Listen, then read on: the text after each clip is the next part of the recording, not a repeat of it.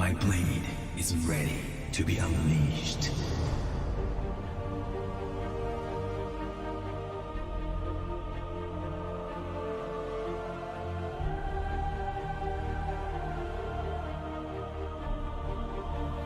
For the glory of the Alliance!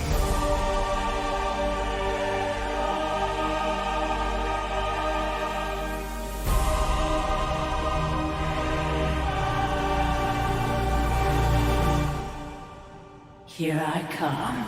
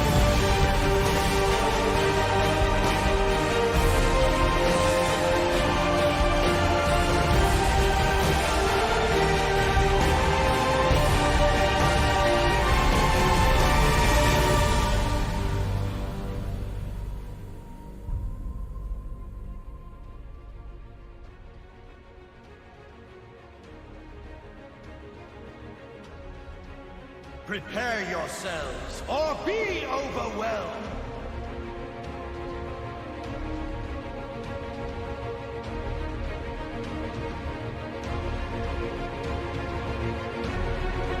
For the Lynch King! Bring it on!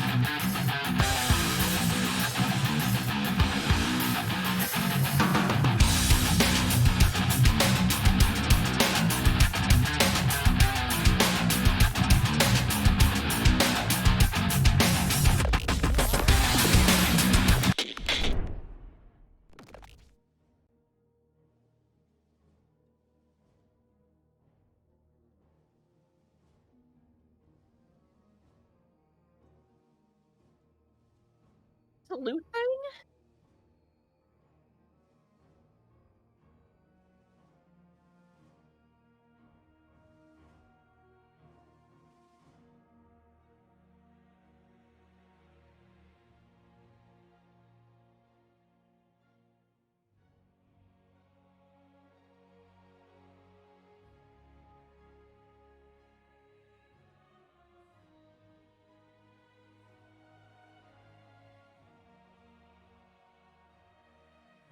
I'm doing fantastic. Sorry, I'm impatient. I just ruin everything.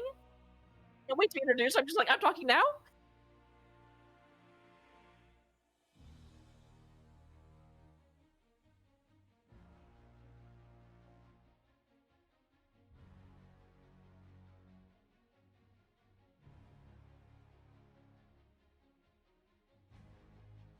Here we go. For some reason, I feel like my mic was muted throughout that intro, so that's not good. But we are fine there. Maps banned out. We have Battlefield of Eternity banned out. We have Braxis Holdout banned out. Those were banned out by Kryix Tempest. And then on the side of Baby Makers, we had Alterac Pass banned out along with Cursed Hallow, or Cursed Hallow, how would you like to pronounce it? Game number 1 is being played on Infernal Shrines, one of I think this was like the best map in NGS Season 11. It's been played a lot. Right, Fujin? as I did note it when we were actually doing the map bans, apparently, really what happened is that neither team really knew what they wanted to do, so they just kind of looked down the list and picked the first map they saw, because we just took out the first part of the alphabet. I know, it's so true. It's weird. Oh, they're waiting for us, actually. Let me just tell them that the casters are ready, so that way they're not actually waiting for us. As you can see on your screen, there are 5 slots. That means this is a best of 5, first to 3 wins. Hopefully, we do go the distance and go to 5 games, but we don't know how that's going to work. We may go there, we may not go there, who knows, but I'm looking forward to it. Looking at the current standings of these teams, it's kind of weird on screen if I put it on there. You can see that Wildheart Omega ended up in the first position, Babymakers was second, Kryix third, and then Fancy Flightless Fouls was 4th place. So the only 4 teams advance in this division. And Wildheart Omega and Fancy Flightless Foul played last night, in which Wildheart Omega came out on top. They 3-0'd them, so they have advanced to the finals. And now we are going to go into the draft for the second round of this heroic division playoff game. So Any of you are confused? The reason why this is a best of 5, even though it's the semifinals, is that heroic division does not actually have a coastal finals and a grand final, because obviously there isn't a coastal other heroic division for them to go against. yeah, So the best of 5 does extend down to the semis as well. Most other divisions semis are still best of 3, just in case you're trying to be like, wait, why did very true, very true. All right, I just gotta make sure that I have all the players correctly listed over here. Baby Makers seem to be good, and then we go onto the side of Kryix Tempest. They have a team player named Moist. Moist. I know I need, before I die, for Moist and Venus to be choke all together. I don't know what would be Moist, and then they would combine together in either Venus Moist or it would be Moist to Venus, one of the two, depending on how they pick it. Right? That would be really, really good. But hopefully that works out and they do get it done someday. But jumping into the bans, there we see that Brightwing was banned out. May was banned out. Both of those are really, really good bans. And then Uther on the side of Kryix Tempest, along with that Chromie. Now, Chromie is known for slowing things down, being an annoyance, so that's gone out there. Uther, more so I feel like it's a targeted. But I could be wrong, though. I haven't casted the Heroic Division much. But I have casted these 2 teams, particularly. I think it was 1 game I casted of theirs. And that too was when they banned out the Uther there. So I'm guessing that it is a targeted ban. But Medivh going to be the first pick. That's what you see in the Heroic. You leave a Medivh open, they're going to take it. And we do have the double bruiser meta coming out of the side of Kryix Tempest, taking the Hogger and the Diva first thing. Still interesting. I always kind of like flinch when I see Diva picked early, but obviously that doesn't necessarily mean Diva will be in the offlane. Although typically you do have to Hogger in the 4-man Diva in the offlane, so that does allow Baby Makers the opportunity to pick the offlane into the Diva. Yeah, very true, very true. They followed that up with Mephisto and the Decker, and I'm really liking these picks coming out from Baby Maker's side. So that's really, really good. The only thing that concerns me is that they now, granted, they may end up going for a tankless comp, but at least on paper they're still waiting for a tank and also their offlaner. So they're a little bit locked down in terms of what their last 2 picks are, which keeps them from really being able to respond. Mm-hmm. Yeah, Diablo getting taken out, just using that same concept that you just spoke of. So they take the Diablo out, so that's 1 good tank that's gone. And we'll see the final ban coming out from the side of Baby Makers. Who is it going to be? Who did they take out? Did they take out a healer? Yep. Alfuron is the one that is going to be taken out. Alfuron is like really, really strong at the moment right now too, because just with his level 1 ability, the root that puts you to sleep as well, like that's crazy.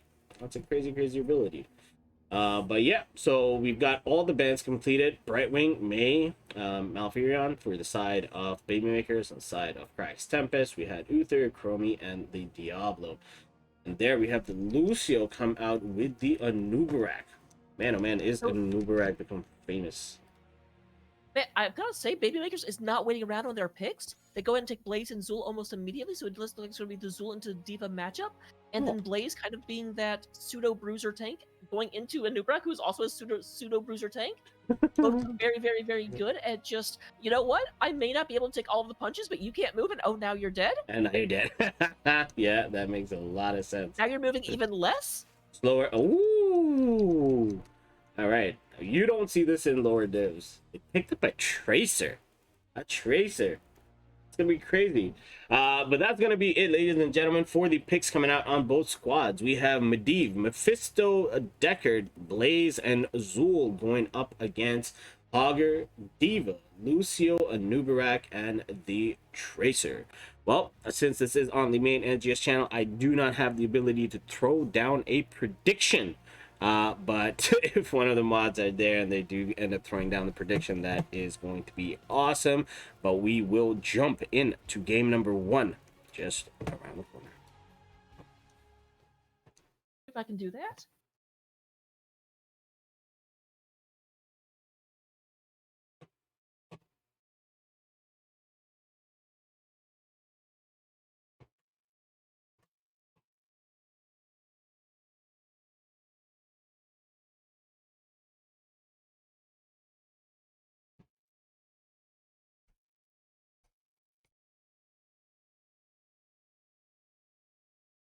Hey, look at me doing things. Double duty. Nice. Nice. Good stuff. All right, seems like somebody's on a potato. Okay, there we go. There we go. Everything is kind of loaded up. Let's jump into game number 1 in this heroic division matchup. Starting off on the left-hand side, we got Freckle Bob playing the Deckard, Mar Buckle on the Zool, Shebs on the Blaze, Deadwish on the Medivh, and Paper Tanks on the Mephisto. That is your squad in blue. It's gonna be Baby Makers. Meanwhile, coming in from the right-hand side of the map, we do have Kryix Tempest being represented by Anubarak, being played by Bridge to Death. TT Wolf is coming in on that Lucio. Will to Live is on the Diva. Raver is on Tracer, and Moist is on that Hogger. Not quite Shogal, but we assisted here, so I guess it's okay. Yeah. Moist. But both teams meeting up in that mid position. Medivh, obviously, bird form, flying around, giving away any positions that Kryix Tempest was thinking of taking, or maybe setting up like a bush gank or something like that. It's always so hard with the Medivh to do those kind of things, because you can't really like get anything out of it. Hard to sneak up on someone that can see everything. Stupid bird. Yep. Have you ever tried to sneak up on a bird? It is hard. It is very hard. But both teams kind of clear up their wave and then make their rotation down to that bot lane. I'm gonna be really interested to see how Tracer does on this map. I've never really played it, but those portals, man, look at those portals. You're in and out, you're in and out. Quick rotations coming out from the side of Baby Makers here. Slight XP advantage, not too much there. Tracer might be getting caught. Nope, walks away free. Free damage. It does look like. Oh, I love the portals. How and you have to like synchronize portal taking. It's amazing. Mm-hmm. As expected from high-level HOTS players. The rotation is made. Camps are up, and both teams make that rotation. However, Baby Makers want to go for that bottom neutral camp first. They are going to be challenged there, but Kryix Tempest thought about going in, but then they just kind of back off. In the meantime, they do still pick up their own siege camp. So let's see. It looks like Blaze and Hugger are already starting the double soak, and we do have the other camp being looked at on the side of Baby Makers. Yep, they already started it. Take a look at top and see how Marbuckle and Moist are doing. Oh, it's gonna be funny over there. It's very interesting. This map, like, when Hogger was released, it kind of became like this map was built for Hogger. Like, they almost like we saw. Oh wait, no. Meantime, in the bot lane, Tracer getting caught out. It was actually Deckard getting caught out there. It was doing so much damage, but then the root comes out and he manages to walk away. Devo Bomb also committed to that, but great use of that portal. Wolf really low, swinging around, is going to survive. 200 HP. Man, oh man, I almost missed that. Giving a lecture about Hogger and being this being his map. Yeah, there might be a little bit more important things to do than talk about Hogger whenever there's. I agree. And as you say that, immediately we can see that the shrine is going to be up within the next 10 seconds. It is going to be a frozen Punisher. So immediately baby makers rotate around and get onto their bruiser camp. See Kryix Tempest a little late as the objective is on a line. Baby makers making that rotation and are going to start the objective immediately. Who wins this? This Blaze looks like he actually may be considering committing to this, which would make it a 5 versus 4 because D.Va is very, very far away. Obviously, if Blaze does come in, I definitely think the baby makers have the ability to do this, especially with this great. Oh man, British just barely gets that burrow. We do have Hogger just bouncing around, but it is up to 13. D.Va is now coming up, so it is a 5 versus 5. Yeah, that was a very, very good route that came out as well from that Deckard over there. But I think 20-8 in terms of Shrine Monkeys. Once again, they are going to go in. I think they make their mark onto the Zul. The stun comes out. Follow-up stun by the Anubarak. 5 billion CC change. Hogger bouncing around. But in the backline, Anubarak does get taken out. That is going to be first blood in favor of Baby Makers. Lucio might be a little... He might have gotten caught out there, but he missed. He did not. He got away. But objective number 1 now will be conceded and will go in favor of Baby Makers. That was a very good fight there. They started off onto that Zul, but somehow Anubarak was the one that got caught off in the backline as he tried to get away over there. So good turnaround. Good turnaround. It's going to be a frozen Punisher that's going to start moving in and basically play Sylvanas with all of the base defenses. Now, the interesting thing about the frozen Punisher is that it kind of targets pseudo at random. So there are some of the defenses that won't actually be shut down, as you can see with this one tower that's just going to stay up. Yeah, solid defense coming out from the side of Kryix Tempest. You generally do an 4-man stun by the Punisher. Yeah! Generally, you do just give up the front wall, so good value coming out on the side of, I would say, Kryix Tempest, because they ended up managing a good defense. But we see Baby Makers invading their siege camp hard, and we're going to have another fight over here. This post-10 fights. Portal is laid out for everybody to escape. Do they? Yes, they do. I do have to slightly disagree with you there. I mean, I do think absolutely Kryix played that very well and had an excellent defense. But I'm not sure you can say good value over not losing more than you had to. Like, the value is still definitely over on the side of Baby Makers on that exchange. Yeah, yes, that's correct. It kind of is because the front wall went down.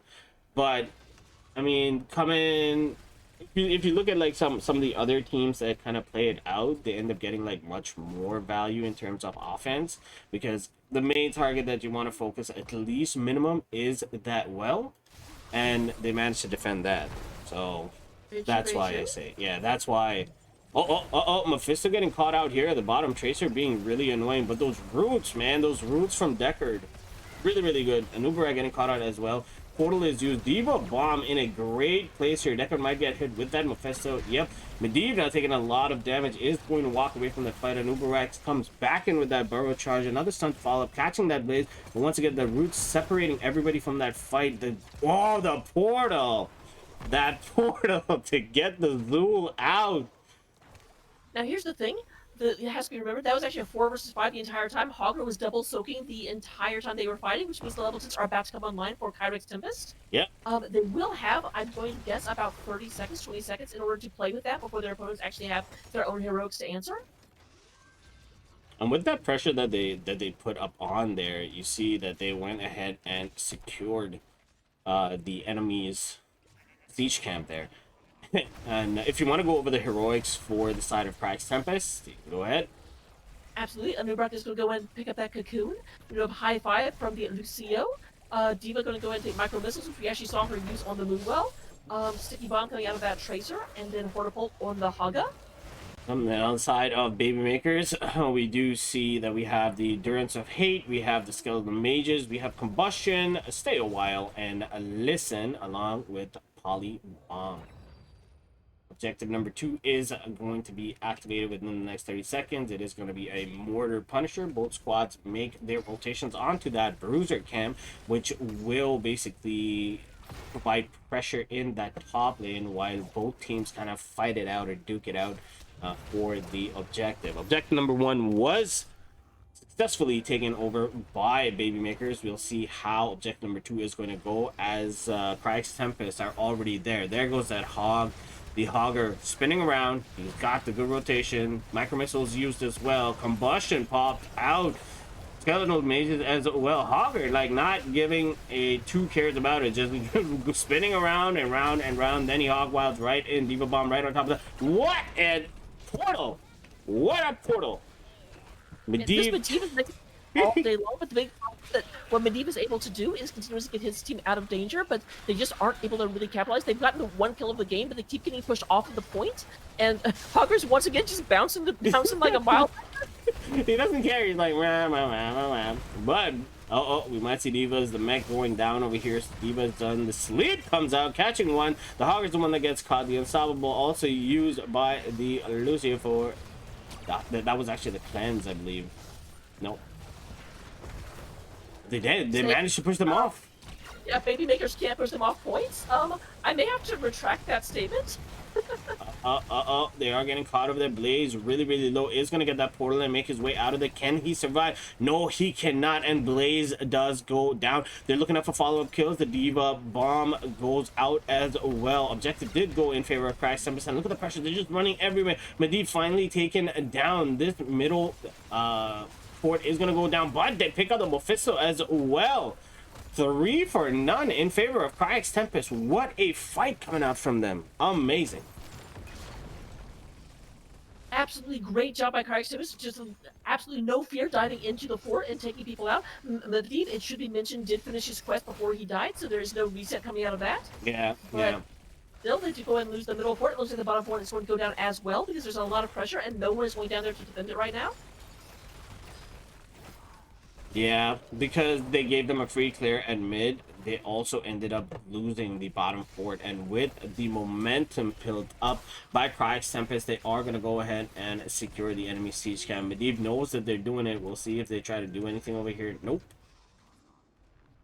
I wonder if you would be able to like kill the bird so that the bird's not like always giving out information like that. But then Medivh would kind of become useless.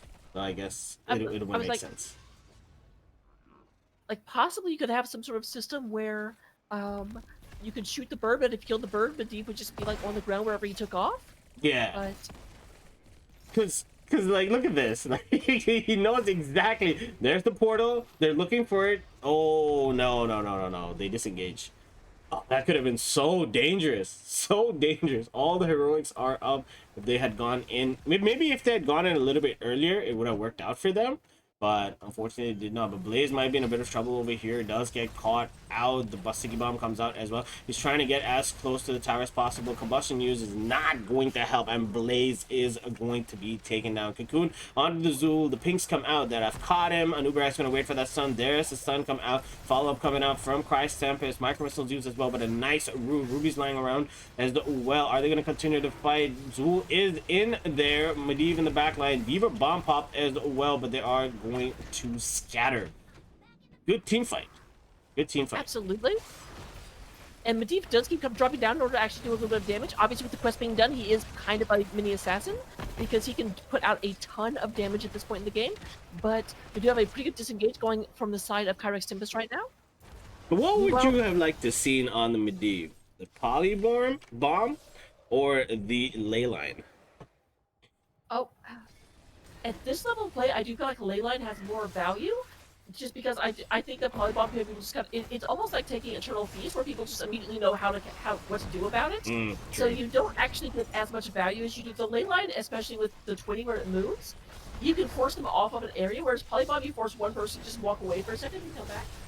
True, very true. But a big fight going down over here on the Bruiser Camp. Zool getting caught out, unable to use the portal to get away. Mephisto in the back line, destroyed by the Tracer as they burnt him down. Now Deckard is cocooned and in a tough spot. That's unfortunate. And that's another 3 kills going in favor of Team Kryix Tempest. And with that, they get their 16s, and now they're gonna push down this mid lane. Oh wait, no, they changed their mind. They want the bruiser camp, so constant pressure coming out as they keep securing these camps. So really well played on the side of Kryix Tempest, knowing the advantage that they have. However, instead of taking that camp, I would have really liked to see if they would have just sieged mid with the body advantage they had. But hey, I'm not in the game, right? No, I do agree with you though. I've always kind of been of the mindset of why take minions in order to break stuff when you can have the opportunity to just break stuff yourself. Yeah, like break it and then go get the minions and then put even more pressure on them, right? Because then the minions are going more towards the deeper towers. But hey, that's the way, that's the style for Kryix Tempest. That's how they play it. So be it. And it's working for them. It's not like it's not working for them. It's working for them. But I see a little bit more value in the fact that, oh, do they catch Tracer? No, Tracer just walked by, like, la-di-da. Uh-oh, Blaze, once again, isolated. Sticky Bomb does come out. He pops a combustion over there. The stun comes out onto the Diva. The portal as well for the follow-up. Here we go. Polymorph comes out. Combustion now used. Diva getting caught out, even though Zul got Cocoon there. They break that Cocoon, but they are going to get that one kill. Good pick on the side of Baby Makers. However, this entire time, we do have Hogger up at the top of the map, just taking out these monkeys over and over and over again.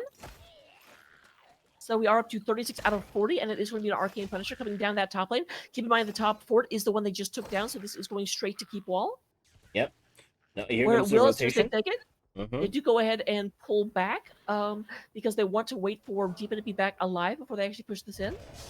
Yeah, I feel like Kryix Tempest could probably concede this and get more value by pushing in maybe mid or something like that, but I guess they want to fight. And they can, by all means. There comes the Hogger. And they still don't get it, right? But objective number 3 is going to go in favor of Kryix Tempest. Arcane Punisher is 14 minutes in. This thing's gonna hurt. Oh yeah, Arcane Punisher is the hardest one to teamfight around because those little arcane blazes, like everything else you can sidestep relatively easily, but those, it's just, you almost always take some side damage from them. Yeah, that's very true. Here we go. So who's going to trigger? It's probably going to be the Blaze. There comes that jump onto the Blaze. They are going to clean up the front wall. The Arcane Punisher goes straight onto the keep. So this keep, you can see all the negative healing or the negative armor coming out onto the side of Baby Makers with so much split damage coming out. Everybody hitting everything there. We see John Cena. He wants a piece of everyone. He's smacking everybody. But in the mist and there in the background, you see Hogger barely making it out. 400 HP gets away from that. Anubarak, great stun comes out. The follow-up Burrow as well. They do latch on to the Zul, and Zul does go down. Punisher is almost done over here. I wonder if Kryix Tempest is going to make this a core call and turn around. They are up in bodies 5 versus 4, but no, they are going to back off. Great value coming out from the side of Team Kryix Tempest. And now we see that Baby Makers are in a position where they do need to take a pre-20 fight, but I don't think they can though. I don't disagree with you to back off because of that we're seeing with Diva right now. The kill potential coming out of Baby Makers is real. We've seen a lot of them go down to almost dead. Moist, as we saw, was down to 300 health when he had to unstoppable out, and they're just continuously trying to knock these people out. They do have Diva D next for the time being. Yep. Currently looking at Reaver, and yep, they are going to go ahead and fall back. They did get about half of the keep though before they had to pull back, so definitely value was had. Yep. And they're going to move down to the bottom of the map and pick up these mercenaries right quick.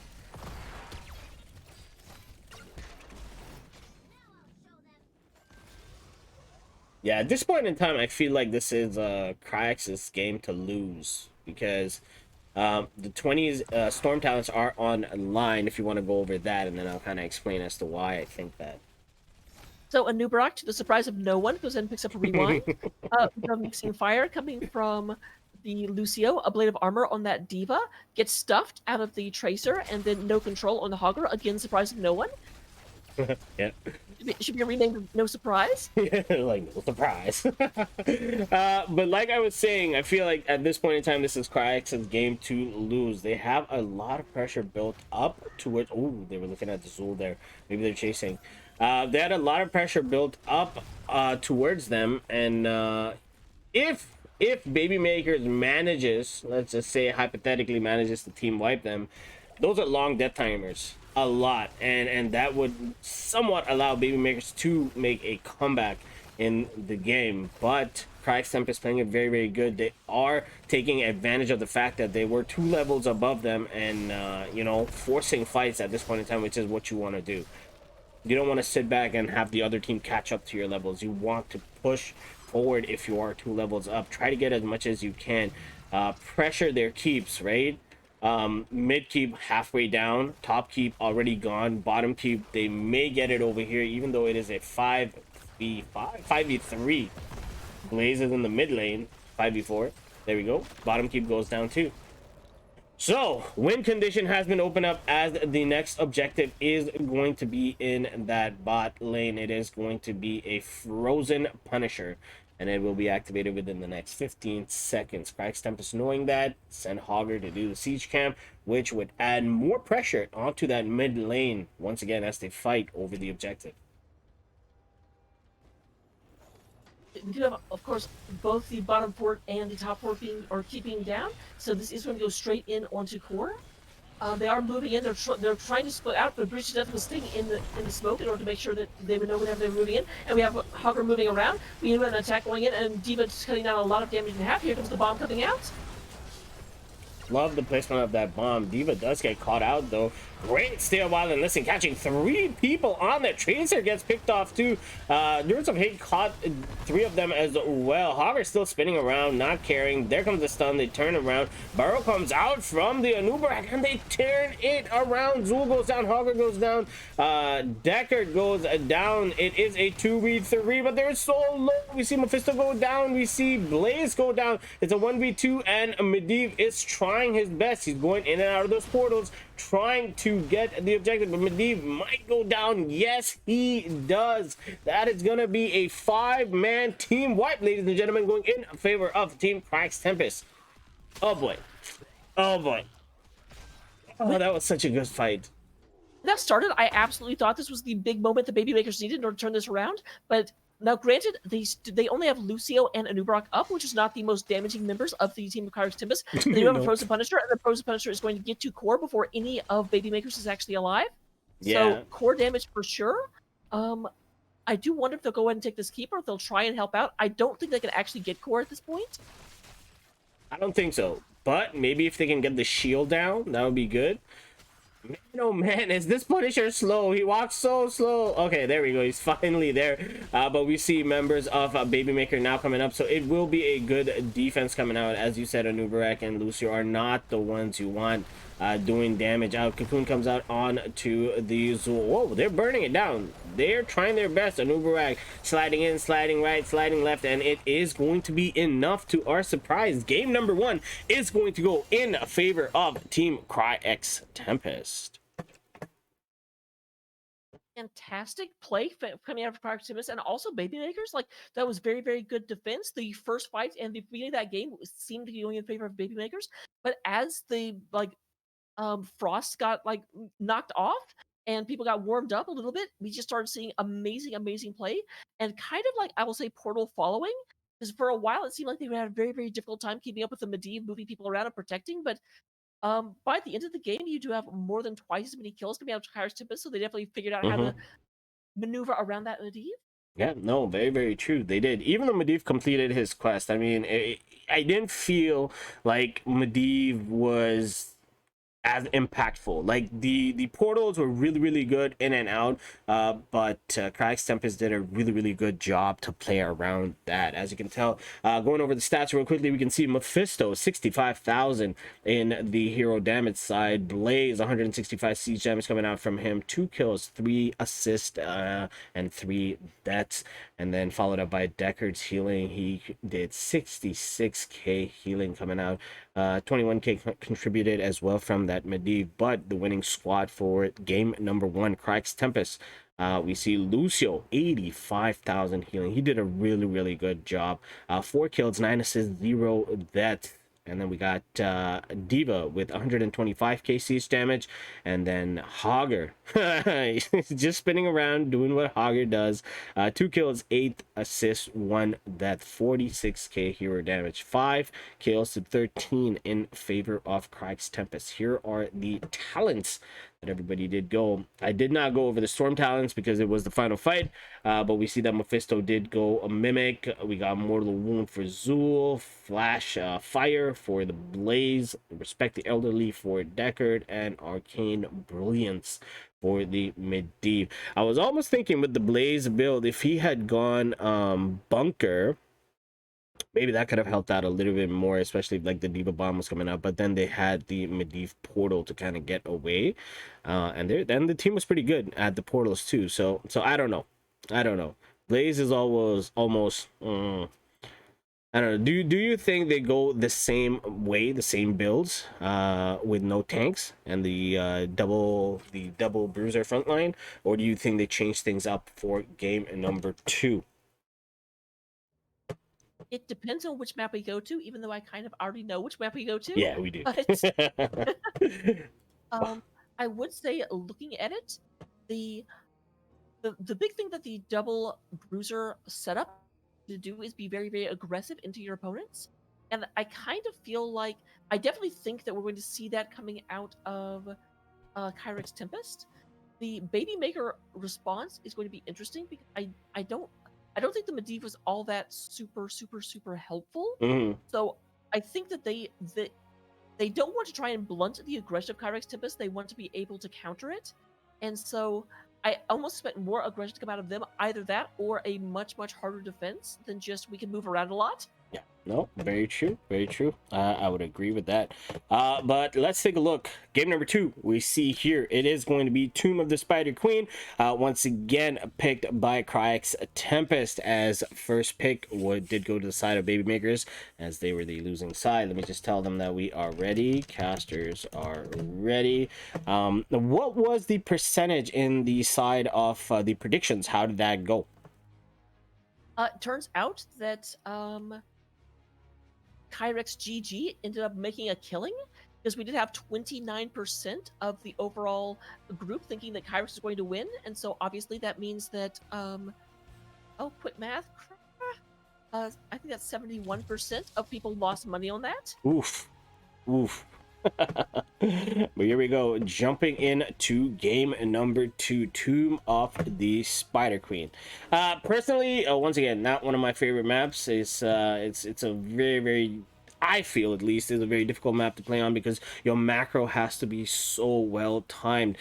Generally, you'll see teams leaving the offlaner in the bottom lane, and then the 4-man squad makes that rotation to top mid. That's generally how the map is played.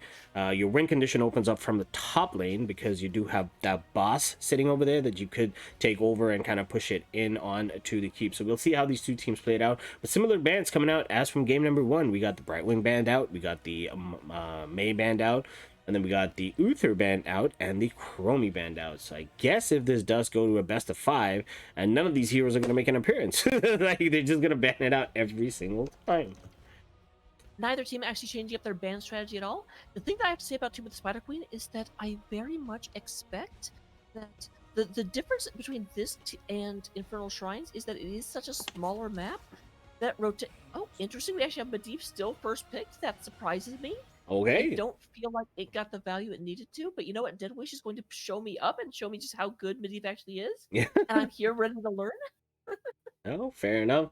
Medivh would be like really strong on Tomb of the Spider Queen, giving that ability to instantly rotate from the mid lane to the top lane. So interested to see that. Oh, but we see the Hogger once again coming out from the Moist, but this time in game number 1, Malfurion was banned out. So this time to make sure that they pick it off right off the bat. So T-Wolf is going to play the Malfurion. He did a great job on the Lucio in game number 1.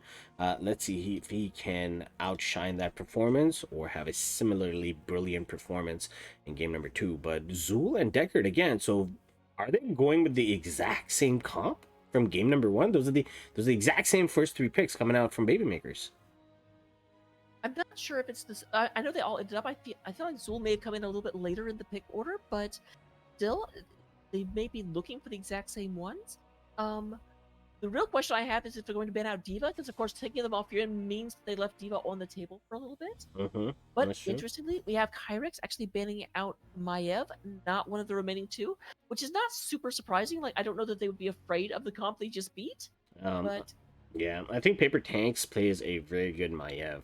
And I think that's the reason why they kind of banned Maiev out in this one. And Maiev can be really, really annoying on this map, to be very honest.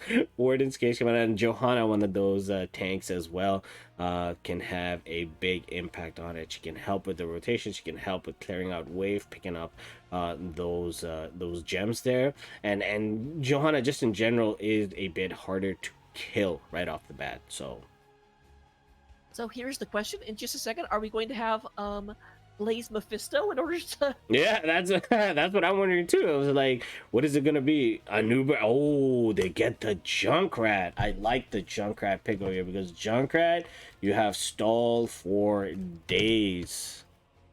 And yes, it is the exact same lineup from game number 1. Okay. Maker's coming in here and saying GG, yes, Ree.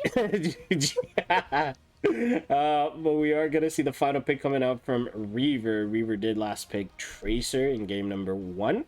We'll see what we go now. Although Diva was played by Will to Live in game number 1, but this time Will to Live is going that Junkrat. So we expect. Okay, it's gonna be Lucio. Perfect. Lucio. My So jam double as well. healer.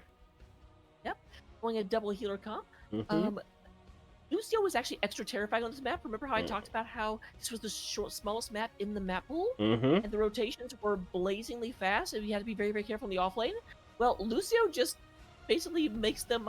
The only way to rotate faster on this map is to have Medivh... Oh, wait. All right. Well, there you have it, ladies and gentlemen. That is going to be your lineup for game number 2. We're going to have Mephisto, Zool, Blaze Deckard, and Medivh taking on Anubarak, Lucio, Junkrat, Hogger, and Malfurion. Once again, Fujin will start up the prediction for game number 2, and we will see you there as we hop into game number 2 of this Heroic Division matchup. Starting off on to the left-hand side in the blue trunks, we have Freckled Bob on the Decker. We got Marbuckle on the Zool. Shrebs is going to be playing that Blaze. Deadwish once again on the Medivh, and Paper Tanks again bringing out that Mephisto. That's going to be your squad in blue, baby makers. Meanwhile, over on the right-hand side, coming in the red, we do go ahead and have Kryix Tempest, winners of game number 1, trying to get us up to a 2-0 dominant lead. Although this is a best of 5, so they cannot win here. Words are hard. We do have Bridge to Death playing the Anubarak. Raver is on the Lucio. Will to Live on the Junkrat. Moist is playing Hogger, and Malfurion being played by T.T. Wolf. Again, the bird just scouting out these bush positions, but a lot of tagging going on right now, which is okay, I guess, by these teams. Blaze getting concussed mine all the way into the back line. Anubarak once again with a great stun. The root comes out, followed by the sleep. Zool taking a lot of damage. Is he going to be able to get out there? Yes, the portal drop in perfect placement, and they get out. Both teams kind of clear off their waves, and it is going to... Okay, this is weird. It is going to be a 4-man mid-top rotation, but we see this time Blaze is actually playing in that off lane. So meanwhile, in the top, we see Anubarak burrowing, and they're trying to do as much as they can. Look at Reaver. How far is he playing? Holy. They look at Shebs. Pushed back by the Lucio, then the wall slide kind of gets out of the way. Is going in. Paper Tanks being the least tank-like person imaginable. Coming in on that Mephisto, bouncing around. Man, this action, the Medivh makes it so hard to follow the action because the entire team just like warps off my screen. Yeah, because of the portal. Look at that.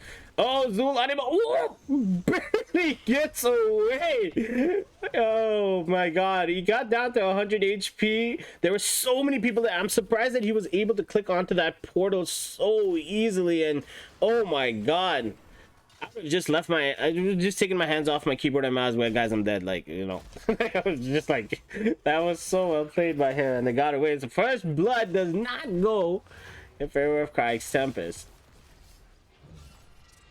I was almost ready to call it too. While all of that was happening, Baby Makers did go ahead and secure their bruiser camp there, which is going to provide a little bit of pressure down to this mid lane. So it gives them the opportunity to take a slight lead in terms of, you know, XP as the 4-man, or 3-man rather, clean out this camp. Oh, nice stun coming out from the Blaze, catching the Junkrat, but Junkrat making it out. Anubarak going back in. Lucio from the backline coming in and trying to be as disruptive as possible. He's just sitting in that back corner over there, doing whatever he can. The portal comes out again. Malfurion is the target. Nope, now the change. Great root coming out as he sleeps 2 players from Baby Makers, and with that, they just disengage and walk away.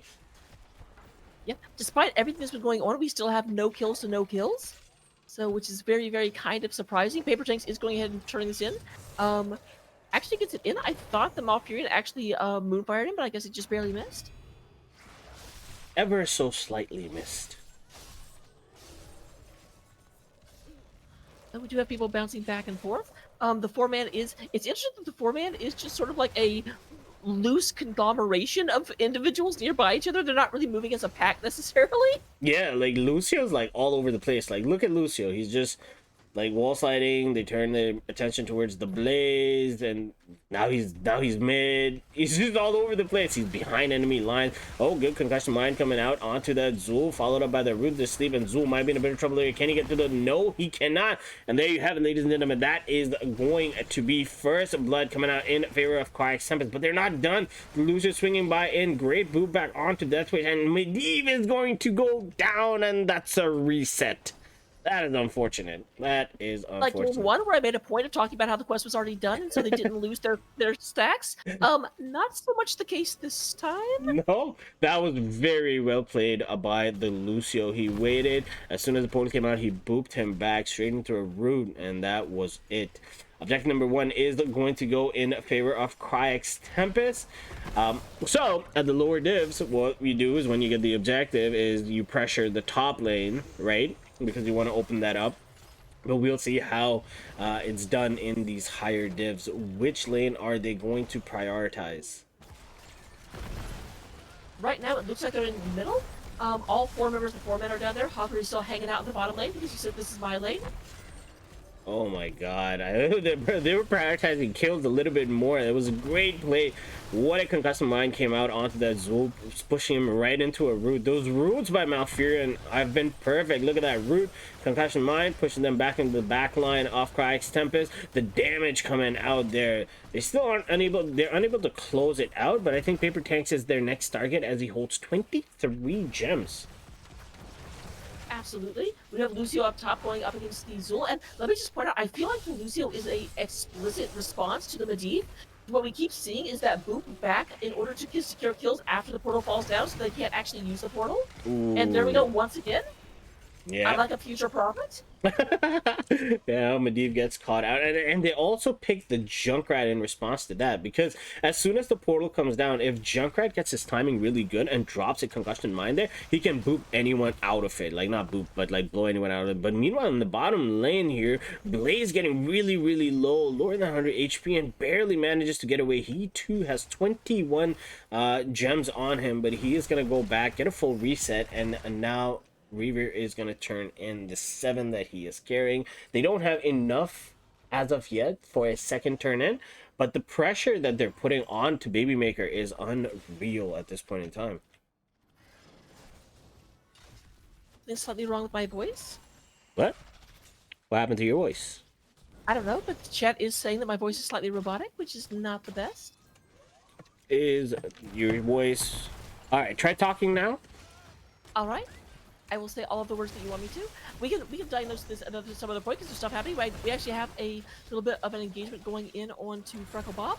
The Decker Cave is down to about half health. There is a triangle coming out, but no one actually getting caught in it. Here comes the Riptire, and does get Zul down to about 25% health. Very well played. Heroics were on line for the side of Kryix Tempest. If you want to go over it real quickly, since they're not fighting anymore. Yep, we do go ahead and have the Cocoon being pulled out by Anubarak. High 5 on the Lucio. Riptire, as we just saw, Portapult on that Hogger and Twilight Dream coming out of the Malfurion. Yep, and on the side of Baby Makers, we do see we have Endurance of Hate once again. Skeleton Mages, stay a while and listen. Leyline Seal is what they are going to go, and right now, Combustion is what Blaze takes once again. So I like the Leyline pick this time because they are gathering up a little bit more. But we'll see how this plays out for them. Medivh having a little bit of a tougher time than he did in game number 1. The root comes out.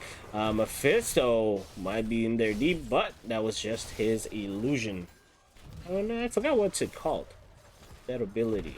We'll check it later. But yeah, maybe chat can let us know if you still sound robotic. But I think I fixed it. Didn't have this issue in game number 1, but I mean, it should be okay. Well, we'll find out for sure. Yeah. Worst case scenario, I could just start talking like a robot in order to make it all make sense. Tell my already got.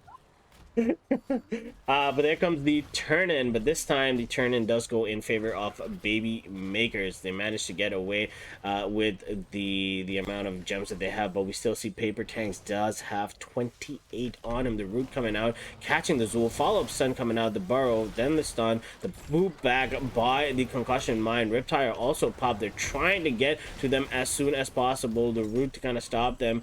But that's gonna be it, man. Oh man, so much damage put out on that Zool, but the Zool still manages to live. I feel like Baby Makers doesn't have enough lockdown. I mean, that definitely seems to be the big problem because they aren't able to really secure any of these kills. Granted, they have excellent defense. The Medivh is saving people on top of like over and over and over again. But at the end of the day, like being able to survive is not winning them the game. Yep. They are getting very, very good value in regards to the push. Oh, there we go. The root once again, followed by the sleep, the boot back root from the Deckard, the borrow stun coming out from the Anubrak as well. They're looking. There comes the portal once again, getting all of the Baby Makers members out of danger and to safety. Absolutely.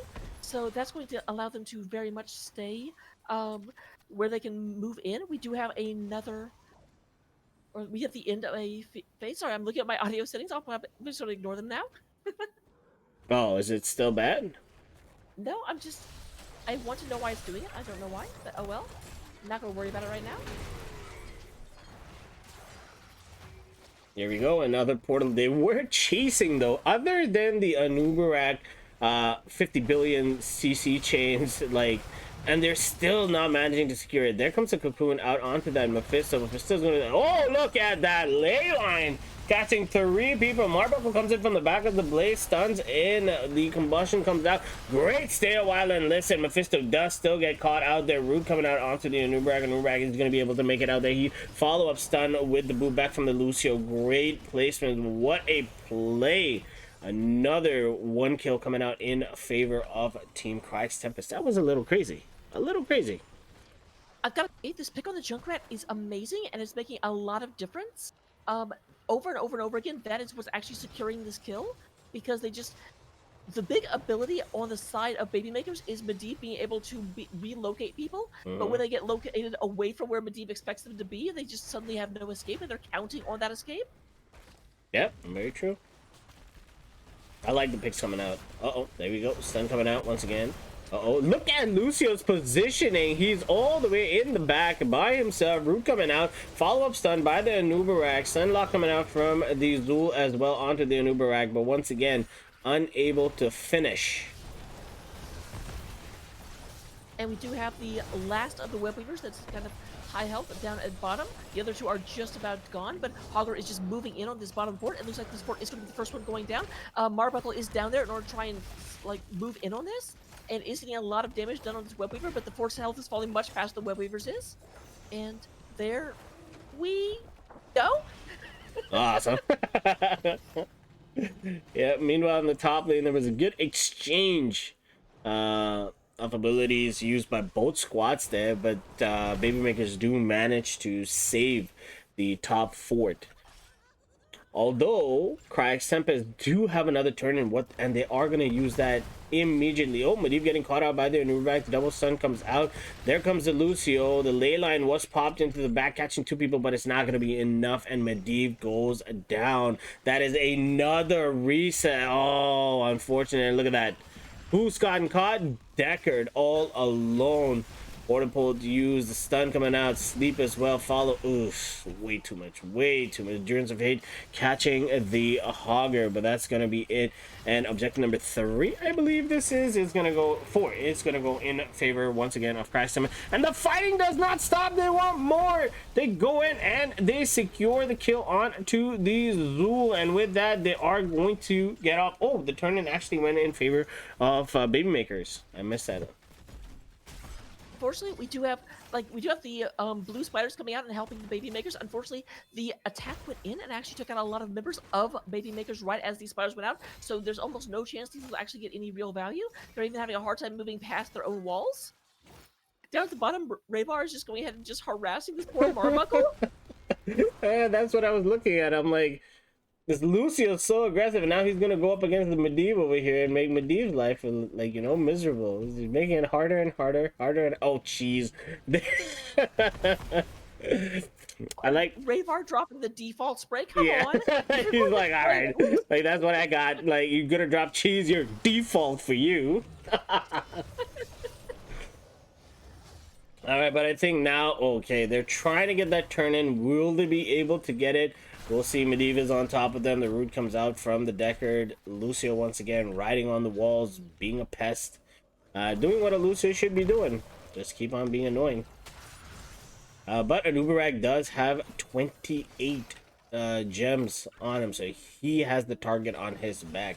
If they could get him, that'd be good. Oh, Medivh might come down over here. Yep, he gets one stop there. The root comes out. Concussion Mine's gonna boop them back. Mephisto might be in a bit of trouble over here. Riptire comes out, splits up the team. Mephisto is going to go down as the isolation comes out. Leyline did catch the Junkrat in the back line. Oh, the Horde pulled the jump straight through and through. Medivh gets Cocoon. Rooted. He's gone. Thank you very much. Thanks for playing. And now they turn their attention towards the mid forward. Hoggerpole comes out. Skeleton Mages as well drop so that they can be slowed. And Baby Makers managed to get out not before they lose 2 of their own along with that mid forward. No, what's actually even worse than losing 2 of your people right before your own spiders show up? What? Losing 2 of your people right before the enemy spiders show up? Because that's exactly what they're running into right now. That is so true. Deckard, in the meantime, gets caught out again. Junkrat just being so efficient with those concussion mines, but Zul still managed to get out of that. This mid keep is gone. It's gone. It's like they can't put up a defense now. And they make a core call. This is gonna be it. They're gonna go for core. Do they have enough to close this out? I mean, my default answer is no, but I've been surprised before, literally last game, so... Well, fair. That's a fair judgment. And to be fair, I'm not actually sure that Kryix wants this core. I mean, they want the core, of course, but they also just want to keep the enemy team having to defend core, because that means they're not defending the other 2 keeps, which are under siege from the Web Weavers. Leyline did come out, catching the Cocoon onto the Maiev. Now they're going to change. The big stun comes out from the Anubarak. The Concussion Mine push them away. Combustion also pop right now, but then they get size. The root to follow, but Anubarak might go down here. There was a portal there, but he wasn't able to get onto it. So with their front line gone, I think this is it. I don't think they're healthy enough to come and fight. Arriving from the top and bottom lane, I don't really see much of an opportunity for this to continue. Ooh, and that is gonna be it, ladies and gentlemen. GG's come out. Game number 2, once again secured by Kryix Tempest. Man, oh man, are they making moves here. This is the 3rd seed going up against the 2nd seed in the heroic division, and what an impact they're having. What a game.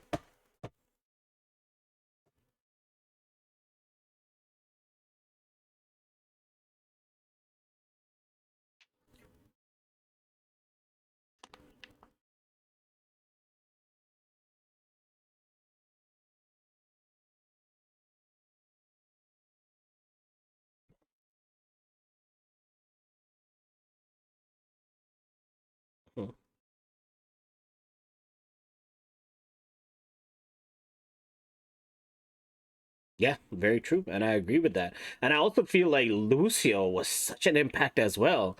Like, he didn't play Lucio as a normal Lucio would. Ned, do you know what I mean?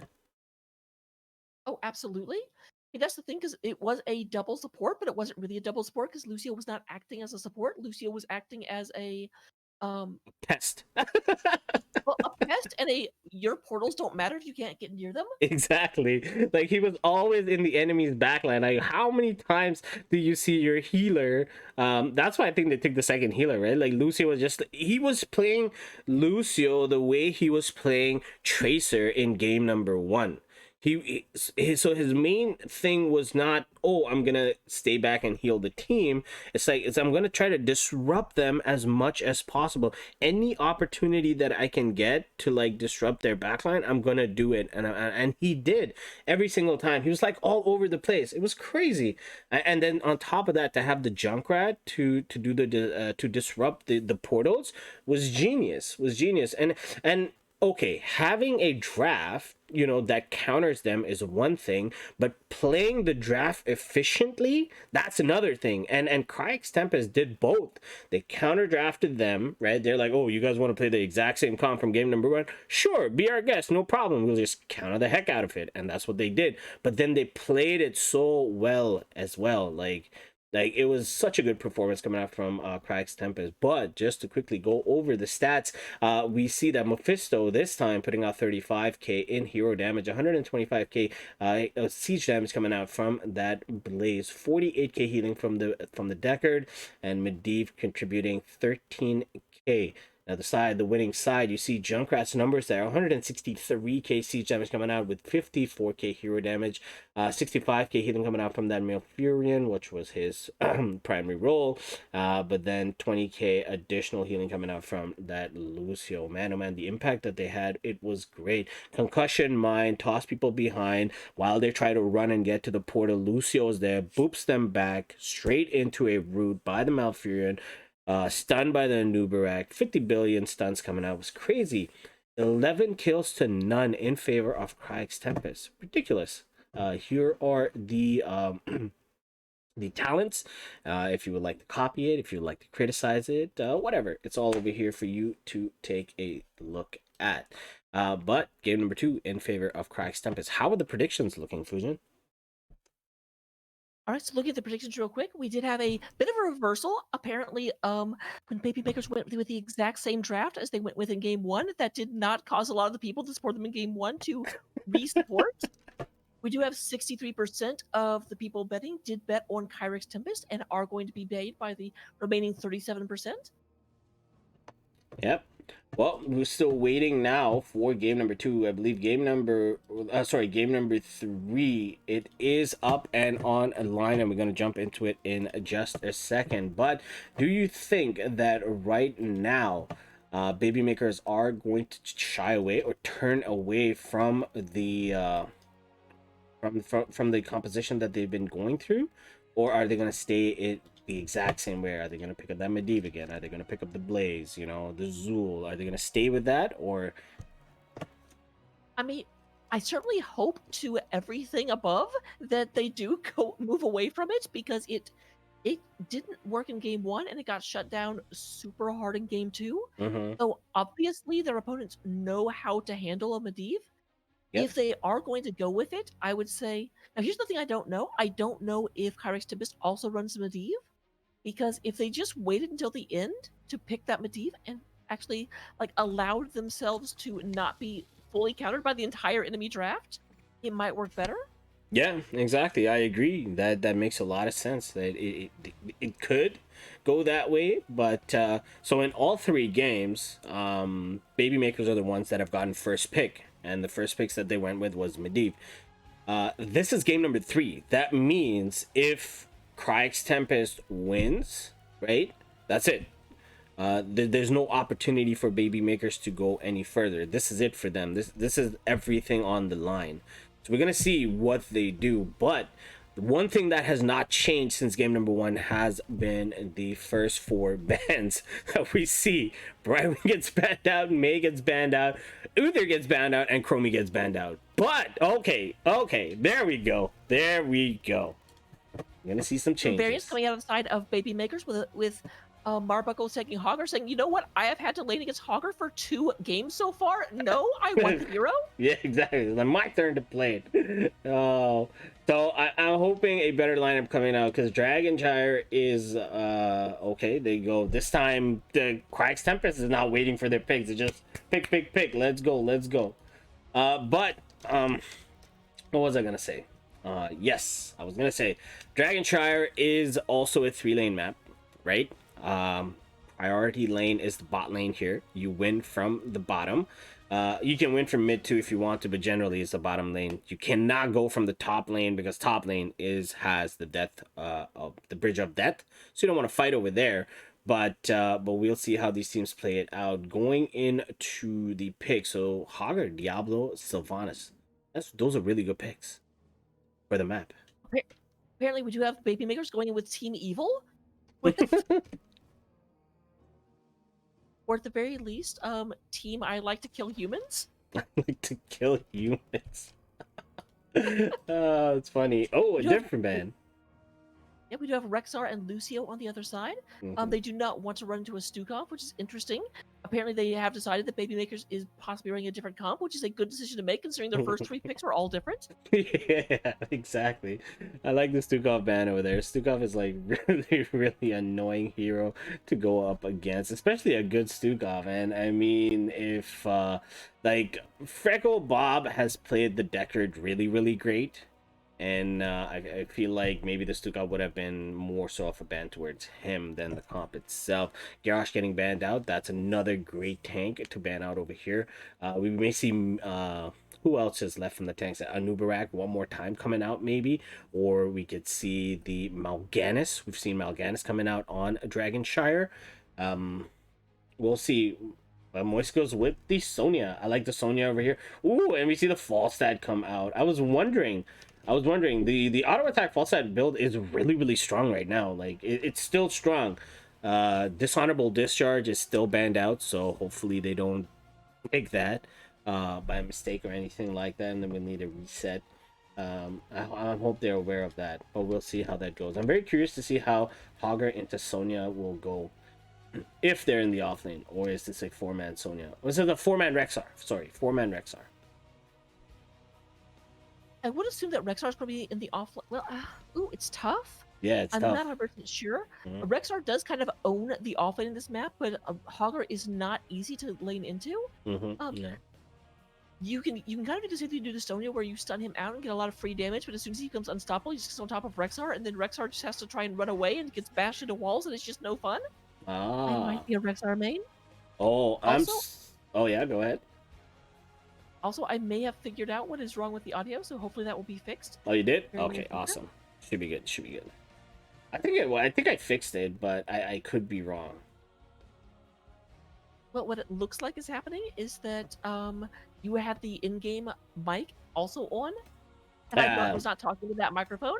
But if that was being picked up. Gotcha. Yep, but I've taken that off now. That's what I changed. I was like, oh, maybe this is the issue. I'll fix that. But hopefully that does resolve that issue going into game number 3. We have Sylvanas, Diablo, Yrel, Deckard, and Hogger going up against Imperius, Lucio, Falstad, Sonya, and Rex R. Who's going to take game number 3? Is Babymaker's going to make a comeback and take us to a game number 4 and 5? Or is this going to be it? We will find out as we jump into the game. Starting off on to the left-hand side. In the blue trunks, we have Freckle Bob for the 3rd time bringing out the Deckard. Marbuckle changing, going to the Hogger. Shebs on the Diablo. Dead Wish on the Yrel. And Paper Tanks on the Sylvanas. That is your squad, Baby Makers. Meanwhile, coming in on the red side of the map, we do go ahead and have Bridge to Death playing that Imperius, the Angel of Valor, Vengeance, something like that. TT Wolf playing Lucio. We do go ahead and have the Falstad being played by Rayvar. Sonya coming in with Moist, and then Win to Live is on the Rexar up in the top lane. I really like. We're gonna see an Imperius main tank come out. That's fun. That's always fun. But look how aggressively they're postured. So Kryix Tempest is looking for that first blood. We're gonna see if that works out for them. Poor Misha gets smacked in the head. But here we go. Oh, the catch onto the Diablo. Diablo is weak early on. The root coming out from the Deckard as well. The swing back from the Urel, and not everybody has had enough. And the rotations do start. So it is going to be a 4-man Rexar. Top lane is going to be that Sonya and the Urel that are going up against each other. Interesting, and definitely not what I was expecting. But you know what? We'll deal with it. And Hogger's actually in the mid lane. Baby Makers is running a 1-1-3 composition, so they are going to prioritize that bot lane. So I wonder if Kryix is going to make an adjustment to that, or if they're going to stay the same. But siege camps are up, and immediately that rotation comes out from Kryix Tempest. They've done that all game long, all night long, as I would like to say.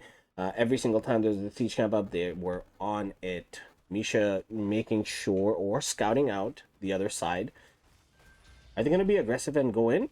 Here comes the Lucio. So, yep, the Misha Bear is already there. Double stun coming out of Misha, getting onto Dead Wish and Freckle Bob. Here comes the assault. Bridge to Death is in the back. Marbuckle's actually coming in for the flank and actually smashes Falstad into the edge. Falstad is going to be the second one to go down. Misha technically the first, but Misha doesn't count. Ooh. That was a very, very good fight. First blood going in favor of Team Baby Makers. I think out of the 3 maps, this is the first one where they get the first blood. Or was it in the first map they got first blood as well? I think they got first blood in game number 1.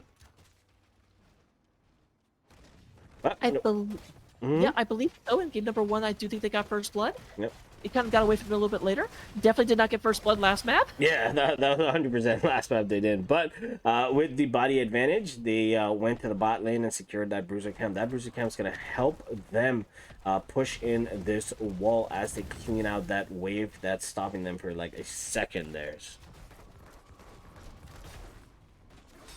This is interesting. Sorry, go ahead. Oh, no problem. Dead Wish and Will to Live are fighting in the middle. They aren't using a normal like 1-4 strategy. They are using the 1-1-3 with most of the attention being paid to the bottom lane because that is the win lane. A lot of pressure be going down to this Diablo, trying to go ahead and get a counter kill. That will not happen just yet. Nope. 53 souls on Diablo. He needs another 47 and he will be a proper tank. Oh, that's a great stun coming out from that Misha. Great macro from the Rexar to make sure that that backline did not converge upon him, and they stopped the Diablo, because if the Diablo would have charged or flipped and charged him back into the team, that would have been dangerous. But talking about Diablo, Diablo gets caught there in the bottom lane and is going to get burnt down. First kill coming out on the side of Kryix Tempest as well. Oh, We do have the Sun and the Moon Shrine being channeled on the side of Kryix Tempest. Will to Live is here. Misha is getting kind of beaten up by the Hogger. By Hogger. I mean, Hogger is very, very good at beating up grizzly bears. That's part of being from LA1 Forest. Look at Misha go. Lord oh jokes, my god. I got him. Misha getting smacked around too, but they have kept one person at least in the top lane. They are going to try to challenge. It's Falstad, the one that's going to try to do it. The Deckard there to stop the first one. I believe they lost the bottom altar. Yes, they did. But Lucio on it right now as they hear that the rotation is coming down to that bot lane. Now, of course, this is a very different Lucio than we had last game. It is the solo healer, so we'll have to be playing a little bit more sane than what we saw in the previous map. Exactly.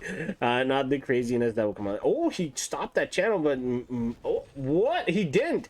I thought he did get it, but great boot back from the Lucio this time, but Deadwish makes it out. But object number 1 is going to go in favor of Kryix Tempest. Now, this is a very early dragon. You don't expect much coming out of it. It kind of gets burned on pretty fast, so them getting the front wall should be more than enough. But the dragon's pretty healthy over here. Gets smacked the Sylvanas, and she is gone. They are going to end up getting the Sippy Cup, which is the well, no, they won't actually.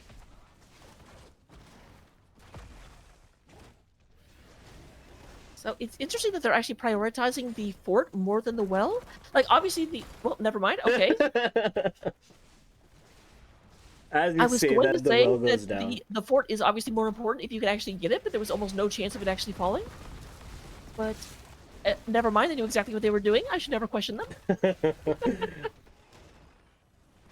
Meanwhile, in the back line, you see that Hogger and Misha going at it. Here comes Lucio, jumps ahead, misses the boop going back, so Hogger manages to speed on out of there.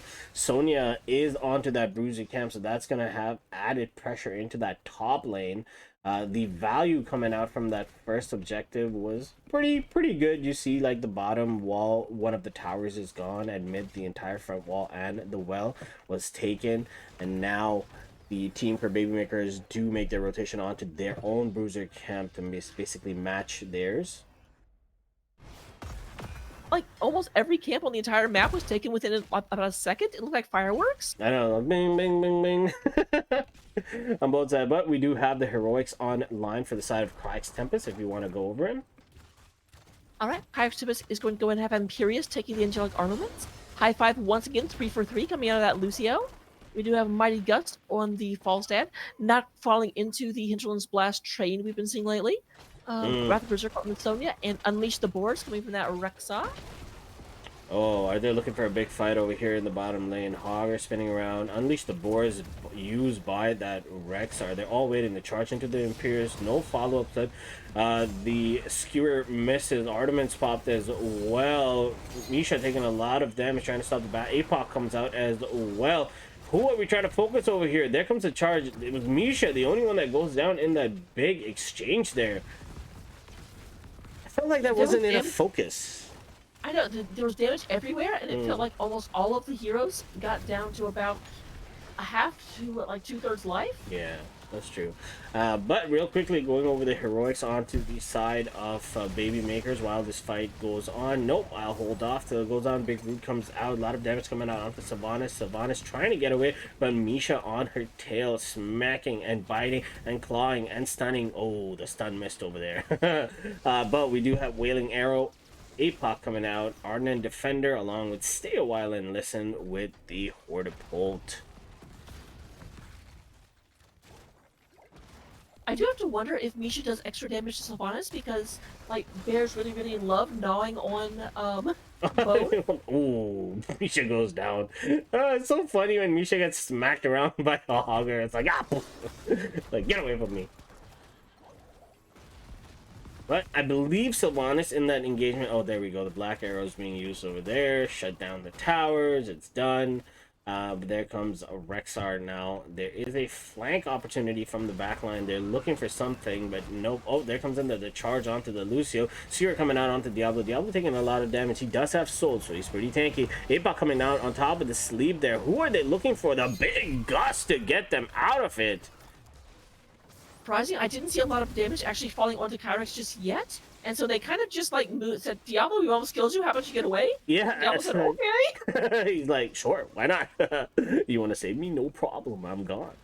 But immediately after that engagement, you see that, whoop. Diablo not getting saved. Oh, well, never mind. Shot my mouth. That's why I waited. I'm like, the rubies dropped over there. Like, is he gonna counter engage or is he just gonna walk back? And he just walks back. He walks back and he survives. Siege camps are up right now. But what I was gonna say is after that engagement there, here, whatever it was in the bottom lane, you see Babymakers immediately went back onto that rotation, not rotation, but those lanes of 1-1-3. They're pressuring Hogger out of the mid lane. So now Rexar is the one that gets to channel out the Dragon Knight again. This is a 9-minute Dragon Knight, so a little bit stronger than the initial one that they did attain. The mid fort is going to go down like 100%. They can't do anything about it. Sylvanas gets kicked off, gets punted like a soccer ball or a football, whichever side of the world you live in. That is how we pronounce it in Canada. Oh wow! Soccer. And they do actually manage to save the mid fort. What? At least for right now. I completely missed that because I rotated. I'm like, that fort is gone. It's done. Does look like Falstad went in there real quick and finished the job. So we can't make Bankai a liar. Go check that out. So now they apply the pressure on to the bottom four. That's what you want. That's the big one. The Dragon Knight's still managing to stay alive a little bit longer. There's about 15 seconds left on it with 20% HP. They're just dancing around, waiting for that I forget what it's called. Lightning? No, fire breath or something that he keeps spewing out from his mouth. I think Dragon Breath? Dragon's breath. Okay. Auger Pole used there to just destroy the Dragonite right away. Unleash the boards as well. Misha taking a lot of damage. Might go down here. Yes, she does. False set in the backline. Can he get a good gust off? No, he cannot. Auger getting caught out as well, but he is going to spin and leave. But the chase is on. There's the healing coming out. I don't think Auger makes it out of this. What? What? What is going Okay, this is the on? opposite of the caster curse. What is going on? With that, Kryix Tempest move on to the enemy siege camp, which they will concede here. There's no contest. Misha just goes and stuns Diablo right in his face. And Just then like how walks away. it's going to fall back. Right now, Sonya and Yrel are both working on their respective bruiser camps. Yep. Sonya goes in and picks hers up. Yrel has a ways to go. Yeah, and then Sonya probably make a rotation onto their siege camp there as the 4-man secures the bottom bruiser camp. Nope, Sonya's going to join them too, so it is going to be a 5v5. Kryix Tempest just slightly ahead in terms of hitting their 16s. They might hit it first. Sylvanas now is the target. There we go. Misha looking for that stun. The stun comes out. The boot back from the Lucio. I saw the hawk or the bird fly from Rexar as well, but this bottom fort is gone. Skewer coming out onto the Diablo. Lots of damage coming out. The big root coming out from Deckard. Apoc coming out onto the Stay a While, and this is a great gust once again to push them off with silence as the Wailing Arrow also hit, but now they turn their attention towards the Hogger. Hogger barely making it out. No! This time he does not. He did use the Hortipole to get away, but the last auto attack from Lucio is going to get to him. Yrel taking a lot of damage now once again. Can they go down? Nope. Ardent Defender has been popped. Wait, is it Ardent Defender? It is Ardent Defender. Let's pop to absorb damage. All the time, whenever Lucio would be picked, he talked about this is my jam, and I always wonder what his jam actually was. Apparently, that is his jam. That's his jam. There, 16's online. Altars are online as well. Sonya to the top, Imperious to the bottom one. And you see Rexar just waiting there patiently to channel the dragon. It's going to be the third dragon that is going to go in favor of Team Kryix Tempest. Babymaker's almost catching that false stat there, but that's not going to happen. They want the Sonya. Sonya spinning and winning, going away. The knockback from the Yrel. Big gust coming out, getting them stuck in the corner. Meanwhile, the dragon is making its way into the mid lane towards the keep, but we're not going to pay attention to that. We're going to pay attention to the fight. Angelic Armament is popped as well. Big Skewer catching two people. Lucio once again booping people around just so deep. Look at him go. The Sylvanas pushed back. They're moving as a cohesive unit. There we go. It is so amazing how aggressive they were and how well it was working, because they were fighting 3 into 4 the whole time, and now it's 3 into 5, and they're still going. And they're still going. Imperious goes down, Sylvanas goes down, and now they realize they're like, oh no, we lost the mid keep, guys. What are we doing? This is game number 3. Playoffs are on the line. Like, let's go back. They're trying to catch somebody over here. Don't fight on the bridge of that. Don't do that, please. Please don't do that. But man, oh man, what value the dragon got while they were doing their shenanigans up top. So I wonder what Babymakers was thinking at that point in time. Like, they lose objective. It's a late game objective or mid game objective, so it is strong, right? You decide to ignore it and then go top to kill a Sonya. You don't manage to kill the Sonya. Instead, 2 of your teammates go down. Like, what do you think was their thought process at that point in time? I do think they got the Sonya, because that's what made it they got the Sonya, 3 yes. into 4. Yeah, that's correct. Here's I think what it actually was, is they were like, okay, we've lost objective. We can't keep doing the same things we've been doing up until now. They are going to be in Dragonite. Dragonite is not as good at team fighting, so let's go in and go for the kill right here when we know that we have the advantage. And it worked in terms of getting the Sonya, but then it just took them too long to actually get the kills they were looking for, and the dragon got insane value. Yeah, no, fair enough. But they went in again. A Hail Mary move coming out from Babymakers. They do end up getting that Rexar, but they also lost the Yrel in that team fight there onto the siege camp. They didn't manage to secure that siege camp. No, they didn't get that siege camp. They did go in favor of Kryix Tempest, but they did get a kill out of that. So, 320 fight. secured. Oh, nice secured coming out onto the Diablo. The fort has been shut down. Ship's taking a lot of damage. They are moving in now. It is a 4v4. Babymaker's trying to disengage as fast as they can, and this time they do manage to get away. You currently have a 4-on-4 because both Yrel and Rexar are currently down. So, no offlane at the moment. Yep, no offlane at the moment. Sonya, as usual, as soon as the camp comes up, is on it. And Kryix Tempest is going to go to that bottom one, secure the bottom bruiser camp as well. So once again, like throughout the other two games as well, Kryix Tempest has made sure that they're always applying pressure regardless of what it is. Every single time. Sonya? Oh, Sonya went down. Oh no, they ganked the Sonya. I did not see that. I apologize. Completely It was kind of missed it. amazing. They knew the Sonya was on the camp, or they at least suspected it, and Deadwish actually went hortipulted over the forest in order to land in the middle of the camp. Oh, it was one of those nice moves.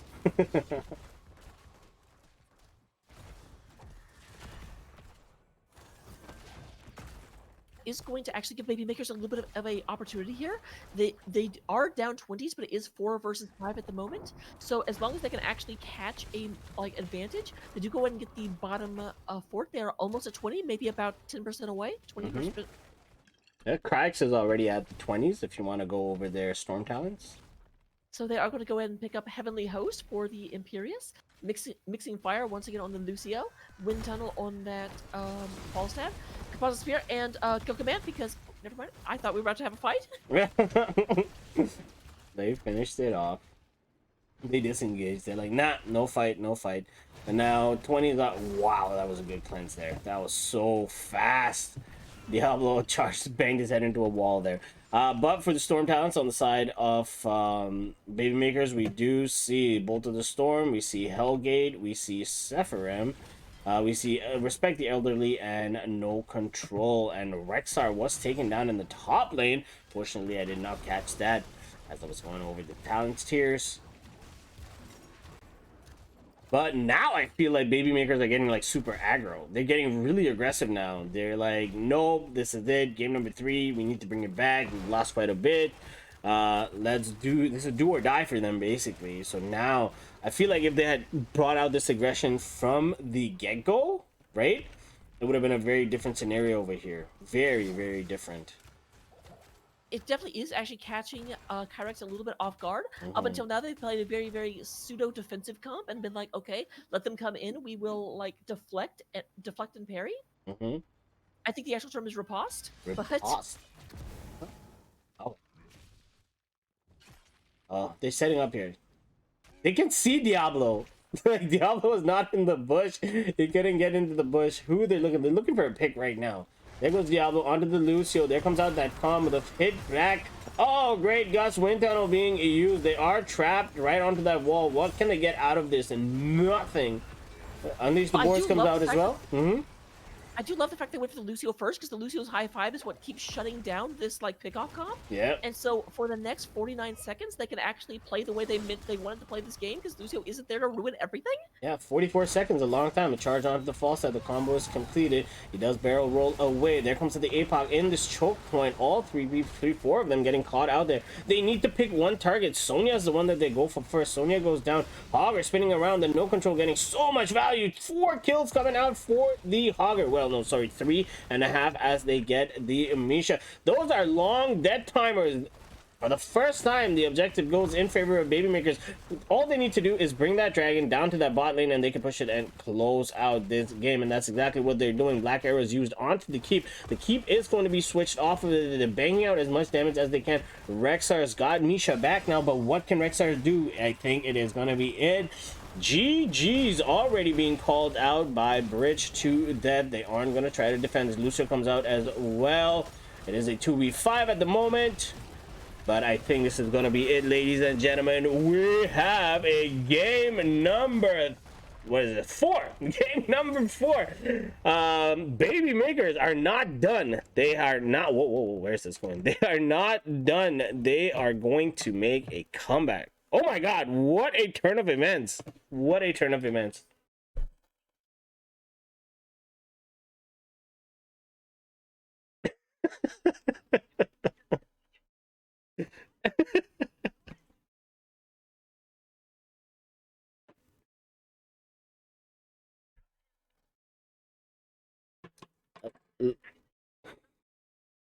Yeah.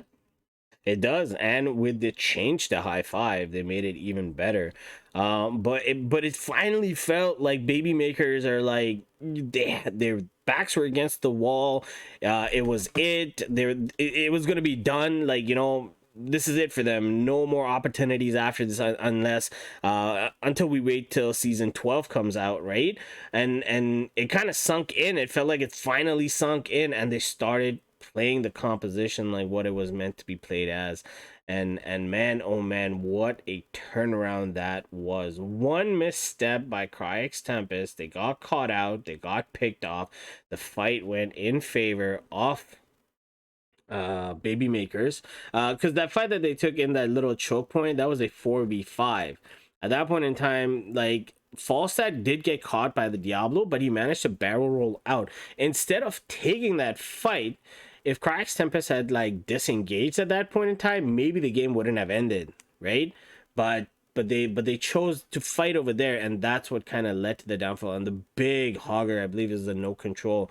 I think you got like 3.5 people over there in that one that made the difference, and they were able to get their first objective, and that's a strong objective coming out at like 19 minutes. That's rough. But yeah, game number 3 going in favor of baby makers. Going over some of the stats over here. If you want to go over it, Fujin, if you haven't closed it out already. I have not. Okay, perfect. In terms of healing, because I always start with healing, we do go and have Freckle Bob coming in with 93,367 healing. Astounding amount. Lucio coming in just behind that, or I shouldn't say just behind that, but coming in with 53,000. So, only 40,000 less. So, granted, Lucio is not really a healer you take because of his raw healing output, so it's not surprising that TT Wolf wasn't able to keep up with the Freckle Bob, but still, 93,000 in a 20-minute game is nothing to sneeze at. Looking in terms of hero damage, we do have Sylvanas leading the way with 74,000, followed up by Dead Wish, with the Hogger with the amazing play at the end, and then Falstad coming with 66,000 in third place. For experience contribution, we do have Marbuckle leading the way at 18,000. Rexar, actually the other offlaner, coming in with 13,000 by comparison. Yeah, very, very solid numbers coming out from both squads over there. But I believe game number 4 is already online. Let's get into that one, Fujin, and see where we are going. It's one of my favorite maps. All right, I utterly love this map. I'm just going to put that up on screen over here so people can see what I'm talking about. Most of you people probably already guess what it is, but we'll see how it goes. Here is map number 4. It is going to be Towers of Doom, the comeback map. Are they giving baby makers the opportunities to come back? Here's the big thing that I'm concerned about, because in Dragon Chair, they were winning right up until the end, and then Baby Makers was able to seize an opportunity. Towers is the comeback map, so... It is. So I don't know, maybe these guys are planning taking us to game number 5. But that being said, I feel like Kryix Tempest got caught off guard there, right? Because they got caught off guard, they're like, you know what? This game, Towers of Doom, we're going to finish it off. This is it. Maybe they're a little bit more woke now, maybe they're like awake again, because they were kind of like, they got to relax, things were easy for them, because that's how it felt as like Kryix was playing. We'll see how Towers of Doom goes. I definitely got the sensation that after the way the Dragon Char started, Kryix had kind of already said, okay, we've taken this map, we've won. Yeah, that's what I feel like. They're definitely a little bit more like, oh, okay, well, here we go. Same ban so far, still not banning the Lucio, which is concerning to me. I don't think so. They're the exact same 4 bans that came out from game number 1, 2, and 3. So this time, first pick going on to the side of Kryix Tempest. So this map was picked by Baby Maker. So there's a reason why they picked this map. Like we said, it's the comeback map, right? Okay, there you go. They're gonna take Lucio again. Lucio's been what a big factor in all all 3 games so far. So just like you, I'm surprised as well that they did not ban that out. But I guess the Brightwing and the Mei were more important bans to come out for them. So, in the matter of offlaner, all right, because you're an offlaner, Towers of Doom. There are different ways of playing Towers of Doom.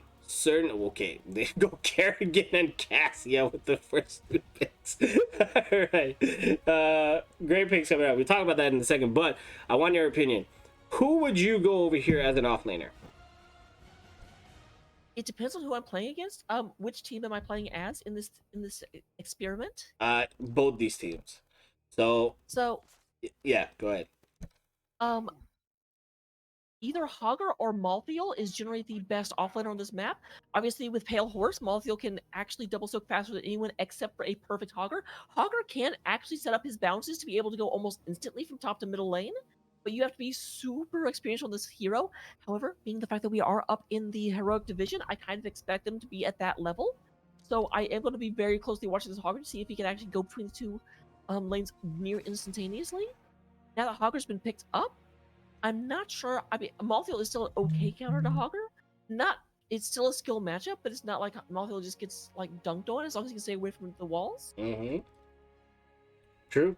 Oh, they banned out the Tracer this time, so no Tracer shenanigans from game number 1.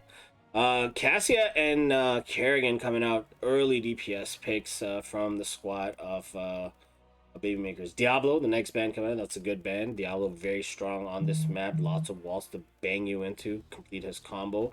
But they've picked their DPS early, right? In Towers of Doom, most important lane or favorite lane is the bot lane. Everybody knows that. You secure bot lane, you get the tower, you manage to get control of the sap. Oh, there's your Malthael. Good call, good call. But the Ana coming out too. I like the Ana pick over here. It's kind of I'm gonna see how the sleeps come out for Freckle Bob. It's nice to see Freckle Bob playing something else. He's played 3 games with Deckard. No doubt, very good Deckard, but we want to see how deep your your hero pool goes. But the Ana comes out, so great pick over there. But yeah, so the bot lane's priority lane. Hence, we talk about the offlaners because the offlaners are the ones that have to make that rotation top bottom. Okay, Li Ming and Falstad coming out. The Will to Live is going to be playing the Falstad this thing. How do you like the Li Ming here? So I love Li Ming on this map in general because obviously Li Ming can actually stop the turn-ins for almost with impurity because she can just hit with orbs from so far away, and you almost have to just take them to the face in order to let your ally turn in. Very or true. channel the objective. The biggest thing I want to talk about, and actually Quick Draw already mentioned this in chat, is that we have an Ana and a Malthael in the same team, and of course that does raise the nano boost on the Harvest of Souls. I actually forget the name of that ult because you almost never see it. The other one that's not Last Rites. No. Yeah. I don't remember it. But yeah, very curious. We're gonna see how there we go. Torment Soul, there. Awesome. But we're going to find out how this game ends up. Game number 4 of this Heroic Division semifinal round. We got Cassia, Tyrael, Malthael, Ana, Kerrigan going up against Nubarak, Lehman, Hogger, Lucio, Falstad. We're going to jump into the game. I believe predictions should be up and running. Starting off on to the left-hand side in the blue trunks. This time we have Freckle Bob pulling out the Ana, Marbuckle on the Malthael, Shibs playing the Tyrael, Deadwish on the Kerrigan, and Paper Tanks playing the Cassia. That is your squad in blue, Baby Makers. Well, over on the red side, winners of the trying to finish out the series did lose the last match, need that 3rd win in order to be able to move on to the final match. We do go and have Bridge to Death playing the Nubarak, Li Ming playing that we're being played by Rayvar, Moist is playing Hogger, Lucio on TT Wolf one more time, and Will to Live is playing that Falstad. You hesitated there for a second because they almost started fighting. Like you see the Kerrigan just jump in. Oh. But then nothing much that came out of it. Tyrael over here. I'm very curious to see how the Tyrael works out as the tank. He is their front line. Wonder if he goes Judgment or the other ult. But good rotational blocks coming out from that Lucio and the Anubarak. Meanwhile, in the bot lane, Li Ming doing what Li Ming does, bring down the creep waves. Burning out creep waves, not really getting a lot of structure damage. Li Ming can almost be a old school specialist in the fact of just how quickly she can get this down. I shouldn't say quickly, but how safely she can get down the buildings. Fair enough, fair enough. But interesting, I guess, comp now from them. By the way they're playing this, they're playing it as a 1-1-3. Again, the false side isn't about. Whoa, a Nubarak getting destroyed. Down here in the bot lane, First Blood is going to go in favor of Baby Maker. What is it, the second time? Sappers are up, and with their front line down, Baby Makers are like, just get in there, and they're gonna secure the Sapper camp. But Anubarak is coming back, so we'll see what happens here. Falset is there, Mathael is here too. I mean, Mathael is missing Soak Top. You have all 5 people making sure the Sapper camp does get picked up, but that does mean that False is getting mid, Hogger is actually coming down, and then turns right back around and goes back up top. False like, I got it. He's like, yeah, okay, I'm going back. Good, okay. Oh, yeah. But now, once again, Baby Makers move on to their own siege camp this time, so they're gonna have that coming out again in their favor. The ones that they stole were cleaned up, and now they're looking at the sidestep by the Kerrigan to avoid the stun coming out from that Nubarak, and just walks away like as if nothing happened. Just walks away.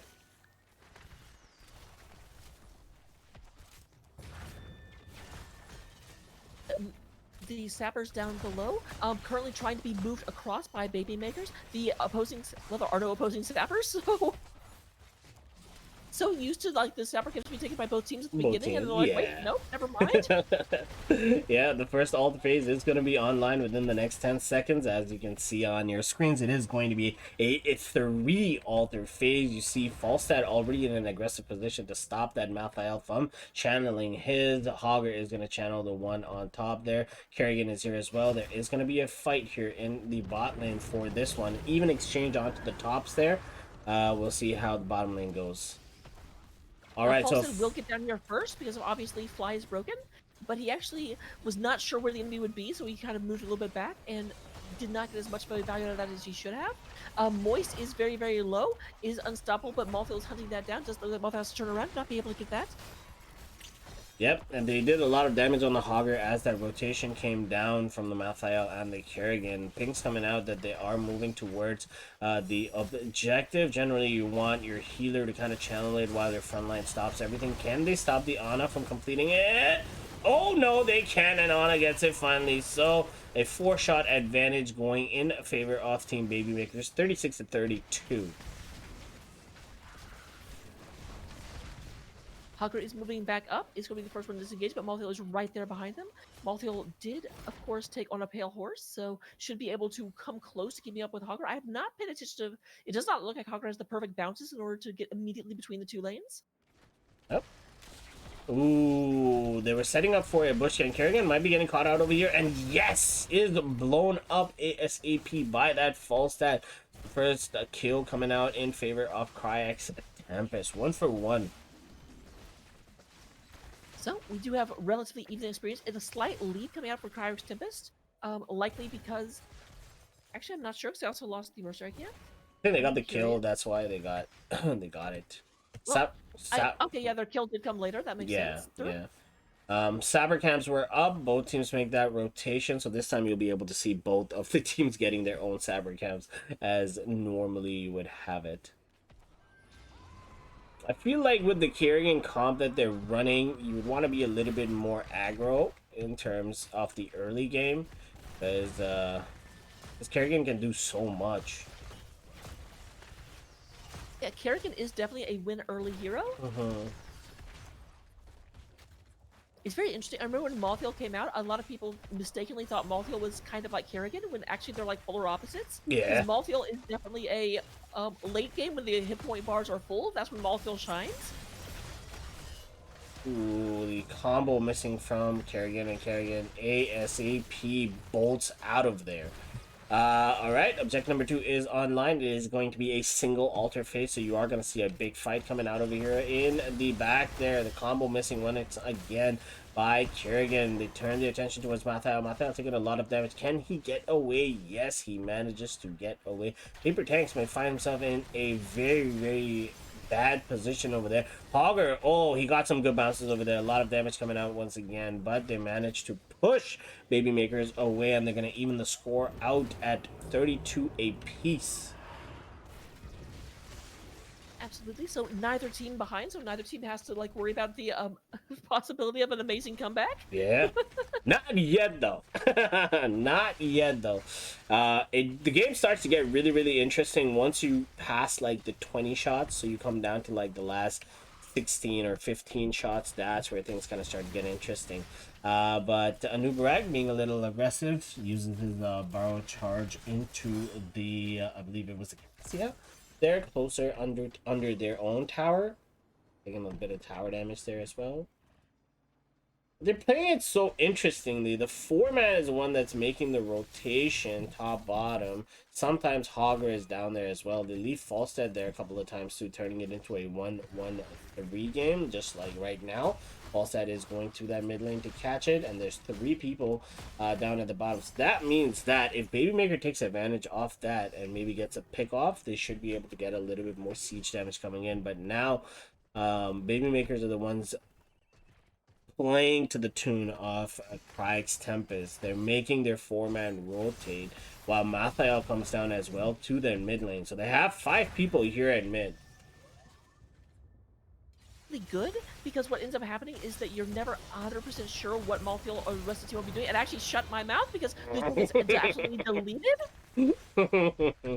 That was really good because finally they managed to get a Kerrigan combo coming out over there, and immediately Lucio just got melted there. But here comes the entire rotation from the squad. This is going to be another objective phase coming up. 2 altars there.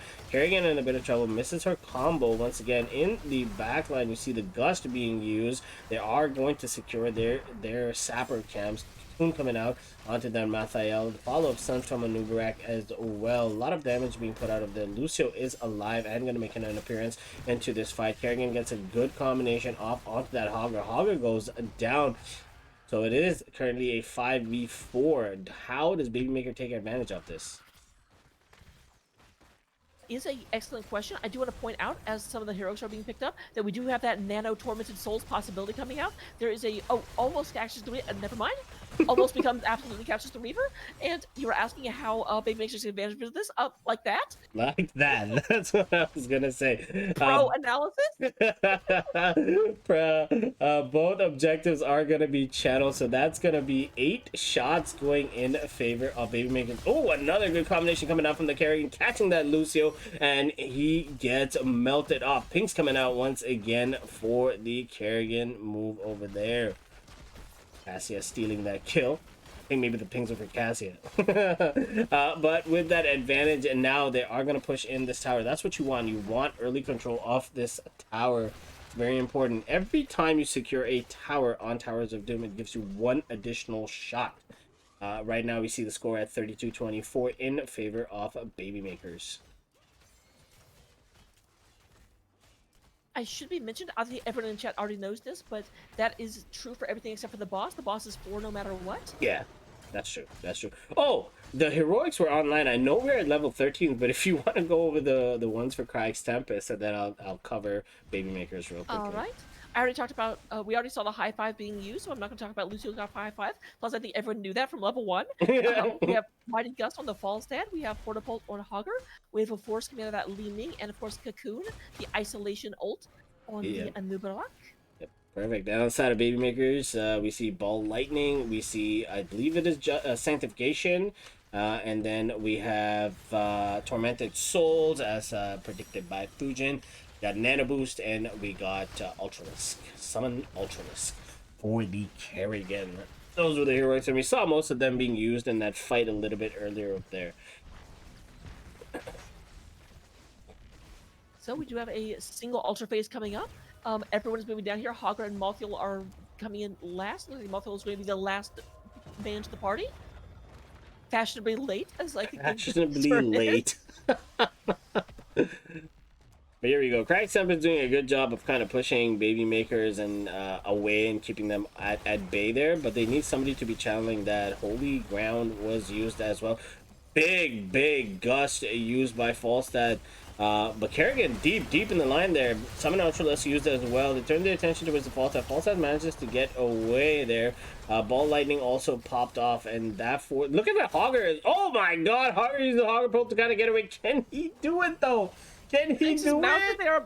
Oh my gosh, Hogger's going to live with 156 health. Oh my God, what a play coming up from the Hogger. Meanwhile, in the bot lane, Kerrigan once again misses the combo.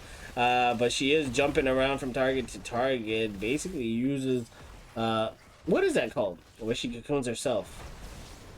Oh, Chrysalis? Chrysalis, yes, Chrysalis, that's the word. Oh, Holy Ground used. There goes the combo. Ana stopped the channel halfway through as Hogger just jumped through it. Now she's going to try to find a way to do it again. Marbuckle taking a lot of damage. Now, Baby Makers are the ones that fall back. This is a 5v4 at the moment. Wait, why is it a 5v4? No, it's 5v5, okay. And the channel will go in favor of Team Kryix Tempest, but not before they end up losing that Lucio. And now Revar is in a very difficult spot there. Can she get a pick off her own? Will she make it out? Ball Lightning popped as well. No, Li Ming is going to go down. So they get 2 kills. But they're almost evened out on the tower shots there though. 28-24, still in favor of Baby Makers, but slow and steadily the comeback, you can see it happening. Kryix is clawing their way back. They are, but having lost 2 people, they are going to actually end up losing both of these sapper camps. One of the sappers does get a little bit lost. Yeah, Very aggressive sapper. He's like, guys, there's a shortcut here. And they're like, nope, we gotta go that way. And he's like, no, let's go here. He's like, all right, you guys just go and then we'll go. I would have liked it if they would have walked these in. Because if they would have walked these in, that tower would have gone down. But they have their eyes on someone. Kerrigan is looking. Cassia stepping up.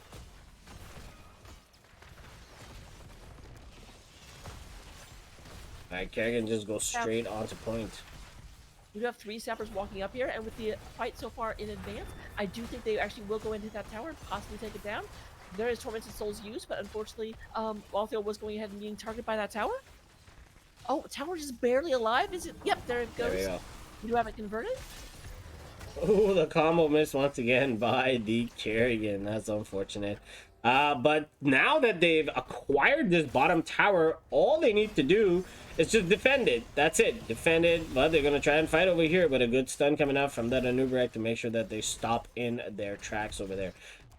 The next altar phase is actually up. It is going to be a 3 altar phase. The exchange is happening. And the top one, the bottom, is going to go in favor of Team Baby Makers. And the top one already channeled by Kryix Tempest, and now they're stopping the mouth. Oh, he barely, he was so close. Barely managed to actually get that stop. Here comes the full 5-on-5 engagement. Hortipole in the back line. Moist taking a lot of damage. Moist going ahead and bouncing out of there. We do have Bridge of Death getting right in the middle of Tormented Souls, and they are all tormenting him. Did you see that sanctification timing? I didn't know this, but it looked like as soon as the gust was used, sanctification was used at the same time, and it stopped it. You know what I mean? It stopped the gust. It was so perfect. If I saw that in any other or most any other division, I would say that was just like lucky timing. A fluke. At Heroic, it might have actually been a reaction, but it seemed like the exact same second, as far as I could tell. Yeah, like the timing was so point on. Like, oh, I think he was just trying to save his team, and as he did it, the gust was done at the same time because both of them had the same intentions. They wanted to save their team, and they used it at the same time, and nobody died. It was crazy. It was crazy good. I liked it. Great play. We do currently have Kerrigan going in and getting the sapper camp, while the other 3 members of the 4-man do defend this bottom location. Yep. And you see what happened in that last one. They managed to get 2 altars, which gave them 10 shots. So they went from 24 straight down to 14. So 25 to 14 in favor of Team Babymakers. And if they manage to walk these 3 sappers across this red line, like right here, they end up with another 3 shots. Oh, they only got 1 to go in. So 13. Oh, finally Kerrigan gets somebody, but no. The combo did not get completed as Lucio booped her out of it. Do go ahead and get all 3 of those through, so we are down to 11 health over on the side of Kryix Tempest. Oh, It they should all be did mentioned go through. It should be mentioned, however, that Moist has been bullying Marbuckle. The top tower on the side of Babymakers is down to about half health. Alright. Next altar phase is online. So that's going to be a simple exchange. 5 shots to 4. So yeah, we do go down to 6 health on the side of Babymakers. Yeah. Or on the side of Kryix Tempest. Kryix, yeah. But Kryix Tempest needs to get back that bottom altar. Oh, they get the mid altar. Okay. Okay. It would be nice if they got back their bottom one as well. Doesn't up for any future shots, but unfortunately mid actually doesn't do anything on this map. There's not a single camp that goes that way. Yeah. Unless you get 6 capped. Okay, true enough. Yeah. Unless that happens. But I don't see that happening. As you can see, Kerrigan is already cleaning out this mid lane, and there's Marbuckle 2 coming in to help out with that. And we'll see that Kryix Tempest is finally going to make their rotation down to that bot and take back this tower.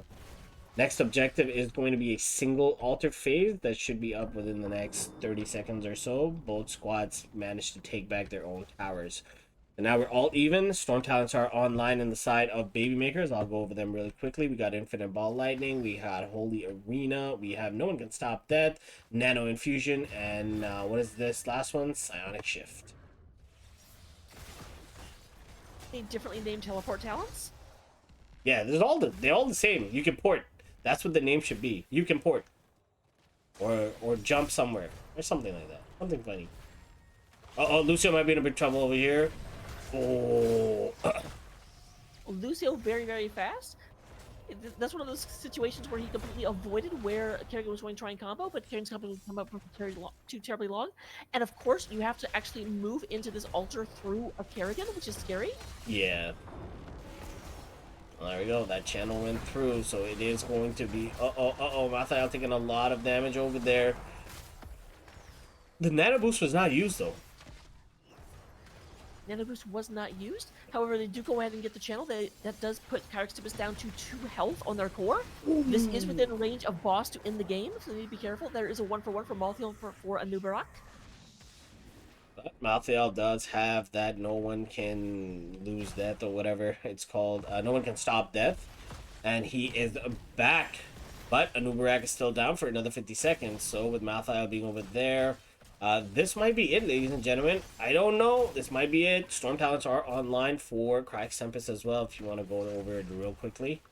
I mean, it's not going to be it yet, because they still have to take back this tower. But it does look like we got Rewind on the Anubarak, Repulsion on the Li Ming, No Control coming in on that Hogger, Mixing Fire on the Lucio, and Wind Tunnel on that False Stop. Yeah, look at Falstaff right now. He's trying to push in that mid one. They did take the top tower as well. But all they need to do right now is maybe get another pickle. So Kerrigan taking a lot of damage over there. There comes that sanctification as well. Augur goes down. This... Oh, it's a very, very rough spot for Kryix Tempest to be in at this point in time. So right now, all Babymakers need to do is channel 1 altar or go for boss. So if you were in Kryix Tempest's position, what do you do right now? Your Hogger is out for 40 seconds. Other than cry? Other than cry. You take a team fight. That's what you do here. Try to get a pick off of your cocoon onto their mouth. Wind tunnel also used to kind of try to stop them off. And Uberag jumps deep into them. Falstaff flies to the bottom one. Is going to channel that bottom one, but that means that he's not there to secure any damage onto the other team. And Uberag taking a lot of damage. Burrow should be up any second. There we go. He burrows the other way. So the first channel is complete. 4 shots going out. Was it 5 shots or 4 shots? It doesn't matter right now. They are trying to stay alive. They stopped the channel 1 second. Hogger is back right now. They're trying to stop the Malphite. They managed to do that once again. They have to continuously do this. Anubarak might have to go in deep. He does. They look at the Ana. They get the Ana. Richard, that is deep too. Anubarak goes down. Falstad goes down, and that is going to be it. GG's as the Sappers walk through at the bottom. What a comeback. Oh my god, by Baby Maker, securing game number 4.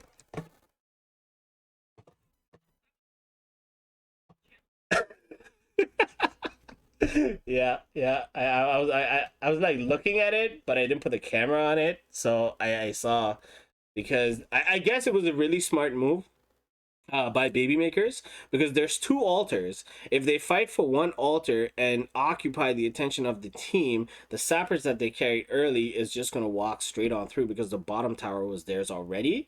So Falstad flew down to bot, secured the bottom altar, but then right away got back into the fight because he was the DPS, and the Sappers just like slowly snuck by him as he was moving to the fight, and then they kind of just waddled their way down to that bottom line, beat up all the other creeps, and then just were like, ha ha ha, and that was it.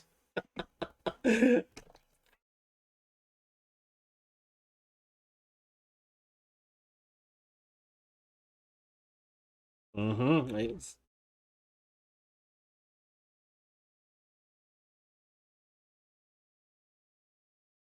for that, yeah. Sappers.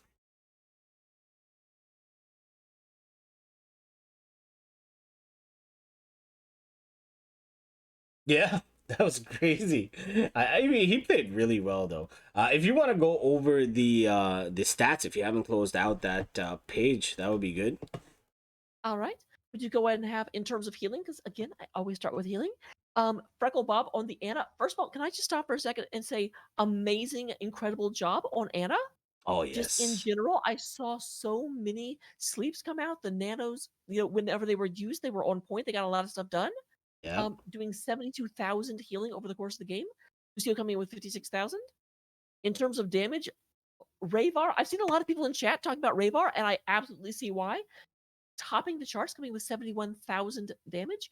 Cassie coming in next with 68,000. And then Lucio, weirdly enough, 3rd place in DPS. Again, all Overwatch characters play like Tracer. Don't at me. In terms of soak, we do have Malthael out double soaking the Hogger, but not really surprising. Hogger was frequently coming down and sniffing out a fight because roleplay, I guess. Oh. Fair. Let me just put up the talents here really quickly. There you can see what their builds were. If you are in a position to copy them or criticize them, here's your opportunity to save up any questions that you guys have for either team, whoever wins this final game, and in the interview we will run it by them. But I believe the next map has been picked and they are just about ready to get going. So what we're gonna do is, let me hop into that lobby real quickly. I've updated the screen, so here we go. You can take a look and see we are going. Oh no, never mind. I apologize for that, but the thing that I was waiting for, okay, there we go. It's updated now. Volskaya Foundry is where we are going, and it has been picked by Kryix Tempest, as the first pick will be going towards Baby Makers. Let me just tell them that casters are ready. Casters are. How did the predictions look for game number 4? Well, ironically enough, Twitch chat is getting way better at figuring out who's going to win, because we actually had 100% of the votes going towards Baby Makers. Ooh. Which unfortunately means you don't actually get anything back, because there was no one betting against you, so you can't take any of their points. Oh, that's unfortunate. But I'm really surprised that 100% thought that Baby Makers would make that comeback. I mean, with the way they played game 1 and 2, I felt like, I don't know what happened. Were they always planning to do this? Like, yo, we're gonna lose the first 2 games, right? And then game number 3, we're gonna make this massive comeback. It's gonna look so cool, right? And then we'll take back game number 4, and then game number 5 we'll like dominate them. I don't know if they if that was in their head. I really think it is. First of all, I want to say that in Game 3, it frankly almost looked like they got a lucky fight and managed to ride that to the win. But in Game 4, they won the game. Yeah. Like that was not a you squeaked out a victory that you kind of didn't deserve. That was no. In Game 4, they had it, Yeah. and they have initiative. There are actually 2 games in a row now. They've got the momentum behind them. Yep. I really think what it is that they've sort of transitioned from straight blow up a person comps to yeah, you can do a lot of damage, but they're a little bit more team fighting now, and so high five is not getting the value it used to get. Yep. And what blow up they have is super focused single target. If Kerrigan manages to catch is always going for Lucio, because if they can get Lucio, they can knock Lucio out of the fight, and then after that they just get to be like, okay, our game now. Yeah, pretty much, and that's exactly what they did in game number 2 as well. Kerrigan, they did get the value, but Kerrigan did miss quite a bit off her stuns going into that one, but they always managed to recover, so that was really, really good on their part over there. Ana doing great job, like you mentioned. Mathael as well, and the Tyrael, I was surprised at the Tyrael main tank coming out there, but then again, this is heroic. You don't see a Tyrael main tank come out in the lower divisions, but in heroic and Shibs did play really well, like you mentioned. So I mean, okay. here's what I want to say. Here's what I want to say about the Kerrigan is that I don't think it's necessarily that the combos were missed. I think it was that the Kerrigan is trying to go in and do a combo against a person with move speed because of Lucio. Yeah, So that's also very true. needless to say, sidestepping is going to be super easy, barely an inconvenience. Mm-hmm. But the times that Kerrigan did catch the Lucio looked amazing. Amazing. But hey, look, what a surprise. We got Brightwing banned out, May banned out, Uther and Chromie banned out. And this time, first pick is going to go in favor of Cassia. So Volskaya Foundry being one of those maps, the big map, 3-lane map. What's important on this map are toys. You need a lot of toys. So you need Camp Clear here. And basically, I've noticed in this map, like whoever manages to secure and it's Lucio. Again, why am I not surprised? Why am I not surprised? I do love the early pick on the Sylvanas, yes, though. Yes, that's a very, very good pick. The Sylvanas, what's it called? I keep forgetting that ability that enhances the turrets. Mercenary Queen? Mercenary Queen, yes. Mercenary Queen plays such a big part on this map. So very, very good pick coming out over there. Sonya to follow up. Marbuckle, this time playing the Sonya. Marbuckle did pretty good on the Malthael as well. I liked it. And we have Tyrael coming out one more time. Wants to prove how good a tank Tyrael is. And frankly, from the last game, I believe. Yeah, yeah. That's still that one play is playing on my mind. The timing of the Sanctification was so good. Oh man. Oh, and the Ana ban this time. All right, respects. The Ana gets banned out. Which is not a bad ban, but I do kind of laugh because one of the big things that Ana was doing was also enabling the Tormented Souls. Yeah. But with Sonya already picked, I don't think we're going to see Tormented Souls regardless, or Malthael for that fact. No, very true. But Anubarak gets taken out. They're done with the Anubarak. Finally, they're like, no, don't want the 50 billion CC chain coming out from this. What is this? Like, what animal is Anubarak? Beetle. Yep, corpse beetle. Corpse beetle, right? Yeah.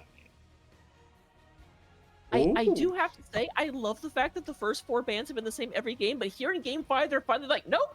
Yeah. They're adjusting our last 2 bans. We're tired of seeing these things. I know. But I'm really excited though because my character was picked finally. Bridge to Death picks up the ETC. You're gonna see maybe some mosh pits, some really good mosh pits, because these teams, they like to clunk up and play close to each other. So if you can get a good slide and a mosh into it, that would be amazing. But we've also seen Stage Dive come out quite a bit, so we'll see if that changes. But Kerrigan coming out along with that Anduin this time. Okay, interesting. Deadwish is playing that Kerrigan again. Okay. I do have to say I'm slightly disappointed that I don't think Anduin was using the Emperor of the Dominion skin. Because how perfect it would be to have Kerrigan come out with the StarCraft Anduin skin. That would look. Unfortunately, I didn't see it because I have the application on top of the screen. So I can't. Oh my god, Deathwing coming out from Will to Live. All right. So I do like Deathwing. They don't have anything to traditionally punish Deathwing. The closest they have is Sonya, because at level 16, when you get that extra % damage on your slams, you do actually just unmake Deathwing very, very quickly. Yeah, very true. I've had 1v1s where I had 20% health and I still beat Deathwing because it's just ridiculous. Yeah. Fair enough. But there you have it, ladies and gentlemen. The final game of the heroic division. We got Cassia, Sonya, Tyrael, Kerrigan, Anduin going up against ETC, Sylvanas, Leoric, Lucio, and Deathwing. Get your votes in, ladies and gentlemen, if you think that Babymakers is going to turn this around and secure the reverse sweep victory, move on to the finals, or if you think that Kryix Tempest is going to stop them, drop all your votes. But we're going to jump straight into the final game. Starting off on to the left-hand side in the blue trunks, we got Freckle Bob on the Anduin, Marbuckle on the Sonya, Shebs on the Tyrael. We got Deadwish once again on the Kerrigan, and Paper Tanks on that Cassia. That is your squad in blue, Baby Makers. Over on the right-hand side of the map, we do have Kryix Tempest. Winners of Game 1 and Game 2 have been a little curmudgeon in 3 and 4, trying to bring this back and take out the series. We do go ahead and have Bridge to Death playing that elite Taran chieftain, Rayvar playing a different chieftain of the Horde, Sylvanas. We do have Leoric being played by Moist, TT Wolf on that Lucio for the 5th and final time, and Will to Live coming in on the Deathwing. 5th and final time. That is actually very true. Cats are just getting stacks. Stacks on stacks on stacks. But okay, another good stuff fight starting off immediately right off the bat. They turn their attention towards the Kerrigan and they clean up the wave, and now I'm interested to see where the format is going to rotate. All right, it is going to be a mid-bot rotation as Lucio and Leo will go and meet up in that solo bottom lane. I do like the fact that Cassie is going for the stacking Q quest into Deathwing. It's going to take a long time for us to pay off, but it is so easy to actually get hits on the Deathwing because he's kind of a big target. Yeah, like call you out, Deathwing. I'm sorry. Huge target there. He's just standing. Like, just keep hitting him over and over again. But yeah, quick rotations, that's generally what we're gonna see. Siege camps are up, or fortification camps, we will refer to them as turret camps. Going further, both squads immediately make the rotation onto that. It's like I said, toys is what you want. Generally, you'd pick the turret camp up from here and then move or make your way to the support camp, which is this one right over here. So we'll see how these two teams play it out. Biotic Emitter. No one currently moving in on that. We do go ahead with Kerrigan starting on the Bruiser camp up in the top corner. It does look like Lucio and Rayvar are moving on the opposite one. They will pick it up first, but that may not actually be an advantage because that means they will push further, possibly get under tower range and end up losing. Poor Kerrigan's the one doing it solo, and like Sylvanas getting help from the Lucio. It's unfair. But then again, sometimes life is unfair. Both of them are women that kind of spurn help from other people. So Dead Wish is just a better role player than Rayvar. That's all that we learned here.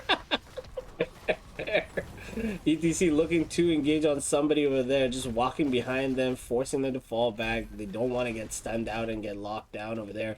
As the 4-man of Kryix Tempest is going to push in this top lane. Here we go. Okay, Kerrigan looking at the ETC, but ETC just slides away. Interesting. Sylvanas actually picks up possession at level 4, which is that was a mistake? talent I usually see. I don't think it was a mistake. It's just not a talent I'm used to seeing. Will certainly help being able to convert catapults, but that won't come up for a while. So it's a very kind of forward-thinking strategy. Very true. Objective number 1 is online, but you see that Kryix Tempest does need to clean up that top lane. I don't think they need all 4 people over there for that, but Tyrael is going to start the channel off in favor of Babymakers there.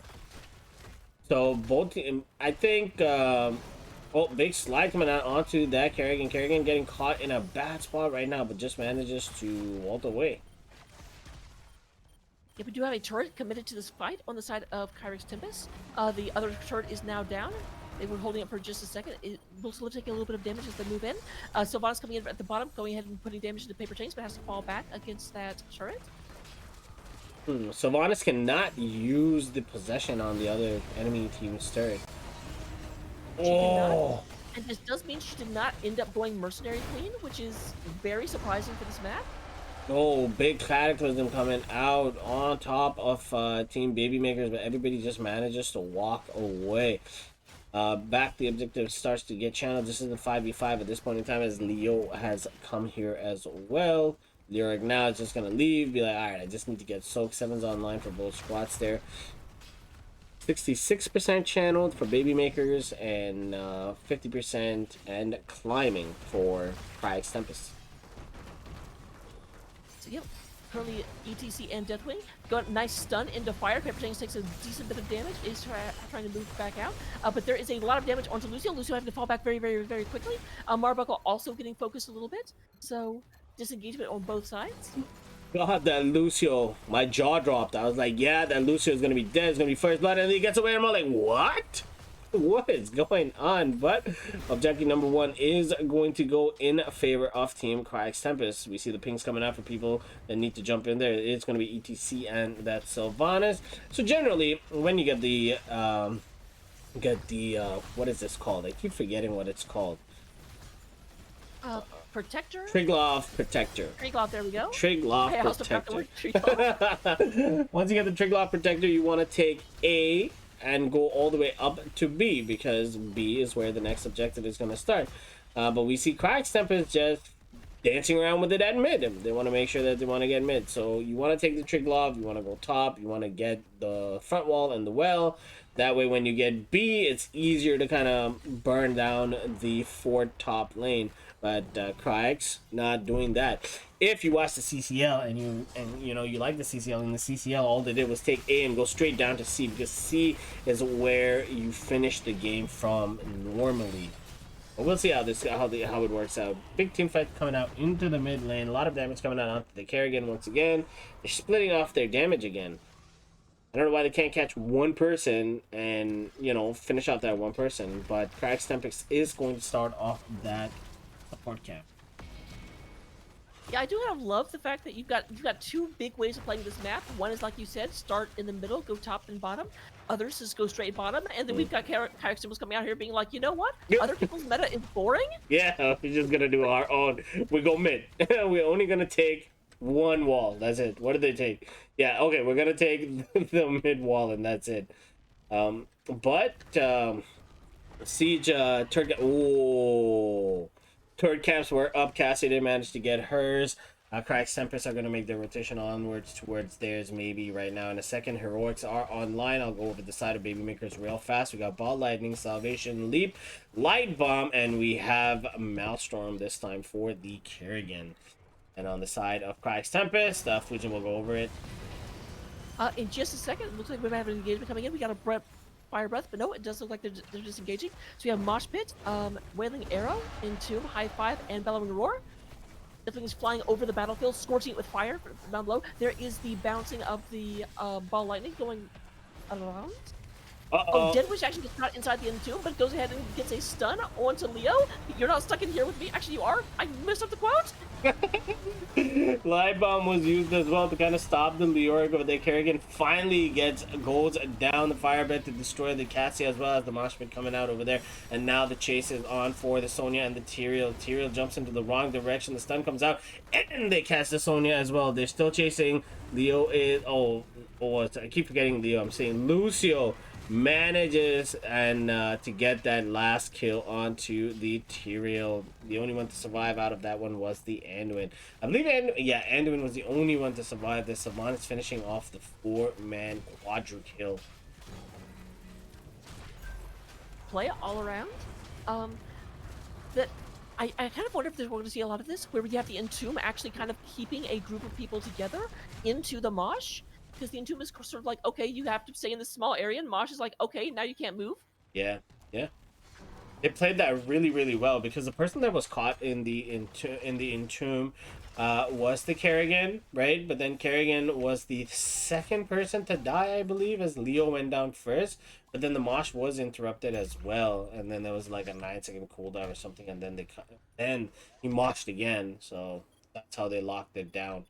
But 13's online in favor of Kryix Tempest there, and they put their biggest two men on the point over there. We got Leo and Deathwing. I don't think both of them need to be here, but hey, if you want to do that, that's fine. Meanwhile, in the bot lane, they do catch out that Kerrigan over here. Savannah's coming in, and it's not going to help as Maelstrom was popped as well, and then it goes down to Savannah. So very well played by Kryix Tempest. You see the momentum swing. You can start feeling the momentum swing coming out in favor of Kryix Tempest. Brave goes in and shuts down the fort. They get it down to about 2/3 health before they have to fall back. And this does mean that the protector up top is currently being channeled with no one even nearby. I don't think they can even get up there and contest it right now if they wanted to. Although Sonya might be able to. It's close. Not if she stops to take care of these paper airplanes, though.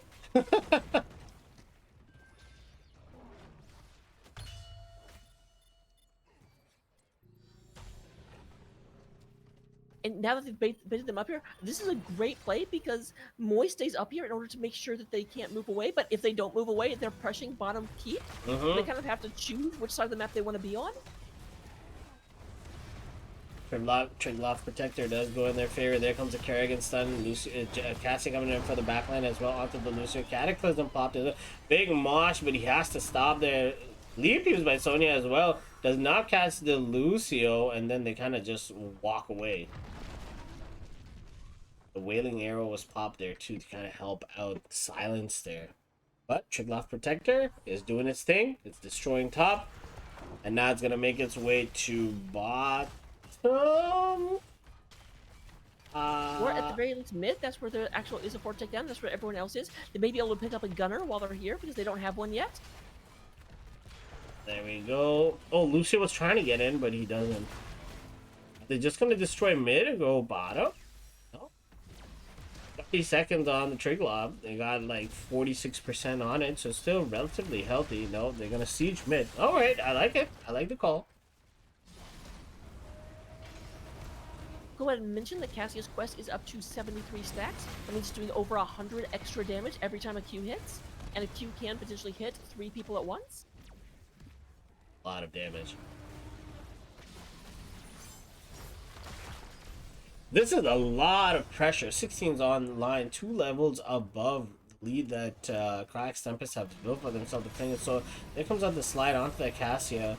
Lightning Breath with a big leap coming on. Oh, with the Light Bomb. Amazing Fear and Holy Ground used by that Tyrael as well. Oh my god, look at the 3-man and 2 on top of that mosh pit, just like you said, Fusion. Cataclysm on top of that too. So much damage, but the boop to get the people out of the Cassia goes down. Tyrael goes down. Sonya goes down.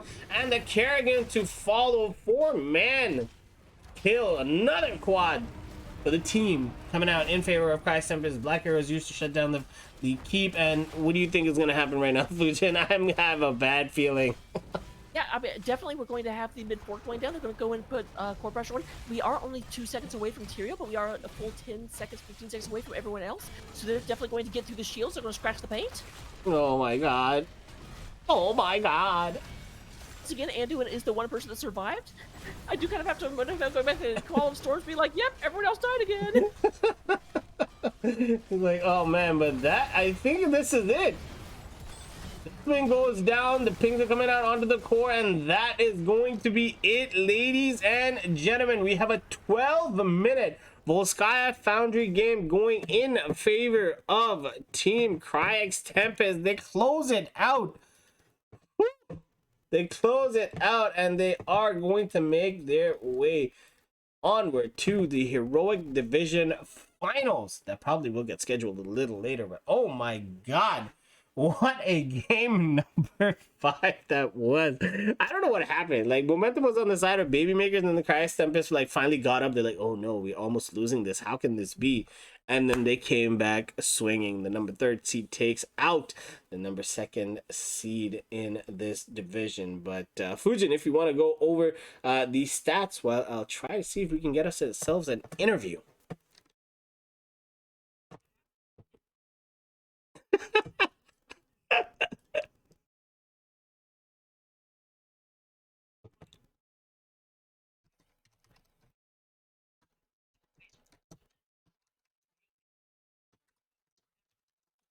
Yeah, no. That was so good.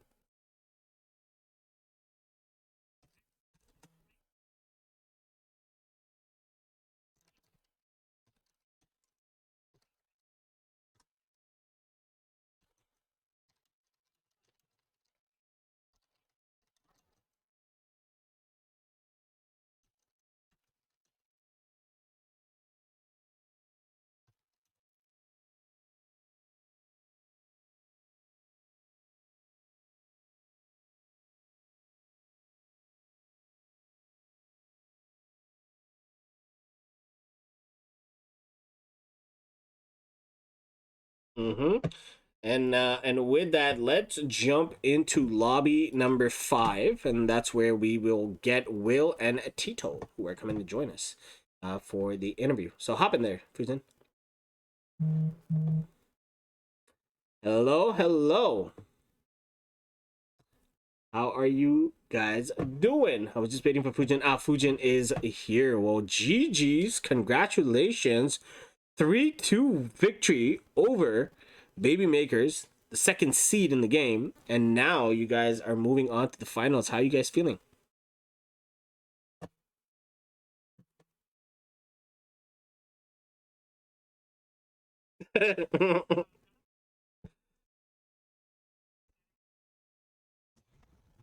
Awesome. Yeah, you guys had us on our seats edges on our seats edge. How do you say that? Edge of the seat. That's what I said. Edge of the seat. I constantly feel like what is going on, but we'll take it one game at a time. We got a few to go over. Game number 1 was on Infernal Shrines. Was picked by you guys, won by you guys. Man, oh man, what a performance that was. You guys came out swinging. Did not take the name of slowing down. How'd you feel going into game 1? But before you answer that question, I have another question. Do you guys went into, oh wait, hold on one second. Apparently it's is it muted? I don't think so. That Huh. surprises me because they shouldn't have been able to hear me the whole time. Although, granted, we have had some audio problems. Apparently. Yeah, we've had some audio problems going into it, but I think it should be okay. I don't know. I haven't done anything new to it, but I don't know. But let's just start again. Welcome everybody. We have Will and Tito joining us for the interview. They are the winning squad, Kryix Tempest, and they will be moving on to the finals. How are you gentlemen feeling this evening? Got to do this one more time, guys. Sorry about that. Well, we're feeling good. Tito's feeling a bit stressed. The healer. I think a he's little always, is an understatement. Yeah, I think it's a lot, and it's got a very, very crucial role for the team. We're feeling good. Awesome. Awesome. We were just jumping into the descriptions of the maps that have been played. Game number 1, Infernal Shrines, was picked by you guys, won by you guys. What a performance you guys put on. You guys came out swinging, played it fast, did what you had to do. How did you guys feel going into that first game, and especially with your composition? Yeah, you want me to take this one, Tito? Yeah, go ahead. Yeah. So coming on to Infernal Shrines, your main goal is like pad control and pad sustain. You want to make sure you're clearing lanes and pressure. We knew that we wanted, if they were going to leave open Hogger, that we wanted that, especially when they left over Hogger Diva. That gives us complete range and control of not only both the lanes from top to bottom, but when it comes to pad fighting, we've got Bomb to control and then Matt's just spinning away to every corner like a Tasmanian devil. So as long as he doesn't stop spinning, then the kills don't stop coming. So we were pretty confident with that. That's something we've run quite often. So we're very stable in that sense. Awesome. And in terms of your bans, now these bans haven't changed for all 5 games. You had you guys constantly banned out the Uther and the Chromie. What was your reasoning behind that one? Go ahead, Tito. Well, the main thing obviously is, Uther main tank is very prevalent right now. Especially when you run it, let's say with a Stukov or an Ana, even a Brightwing. So we had knew beforehand that they have been practicing different Uther comps. So we just kind of thought, okay, well, they clearly have spent a lot of time trying to perfect this comp. Let's just take out that one character that solidifies it. And lo and behold, we figured out that they went basically the same comp for 2 games in a row. And we thought in our heads, okay, if we just ban these same things, maybe they'll run the same stuff over and over again. We were confident enough to where we could beat that comp no matter what it was. Fair enough. All right, that does make sense. Fujin, you got any questions for game number 1 on Infernal Shrines? So if I remember game number 1 correctly, and granted there's been 5 games, so I might not, but I think that is the one where, as you said, you had Diva and Sonya and Yarel. We had Diva and Hogger for us. Then they had now I'm not remembering what they had. Crap. Now I'm losing myself. I can check. Yeah. Never mind, didn't save. I have no idea. We'll figure it out. We'll go back and watch the VOD. Yeah, we went double bruiser on that map, Fujin. So my question on that is that when you're picking up all of these bruisers, are you actually picking it based on what the matchup is, or you're just like, you know what, we're gonna have a bunch of bruisers, we'll figure out in game, we'll be able to counter anything probably? Honestly, with how strong they are in the meta and on that map, if you say the enemy team takes Hogger, you have to take Diva. You have to have that pack control. It's something that counters one or the other. Put 2 and 2 together, you're gonna get any pad that you want. If one person has to split off, Hogger's already taking camps super quickly. And Diva can sustain in the lane and get bombed for pack control in case they dive in. They come in and they send everything on us. We bomb. We set back. We reset. We come back into the pad. Hogger's spinning once again. It's just too strong to not pick up. So if you have both of those together, then you draft the remaining characters that you have with you to counter the enemy team. Hogger and Diva have so much sustain as it is that you're able to really fight anything. Fair enough. That does make sense. It was Zool that they picked on their side. They grabbed Zool. They had grabbed Zool. And with that explanation, that makes a lot of sense when we saw it executed as well. It was really, really good and on point, and that allowed you guys to always have that pressure. You guys were on point on the rotations. You guys were on point every single time there was a siege camp up. You guys took it. You guys even stole. You guys become thieves in the night when and stole your opponents' camps, constantly, applying that pressure onto them. And that allowed you guys to take game number 1. And then going into game number 2, that game was played on Tomb of the Spider Queen. That too was picked by you guys because they took first pick. Now, when you guys did the exact same bands, you guys were like, nah, we're not changing anything. They're not changing anything. We're not changing anything. We're still the same.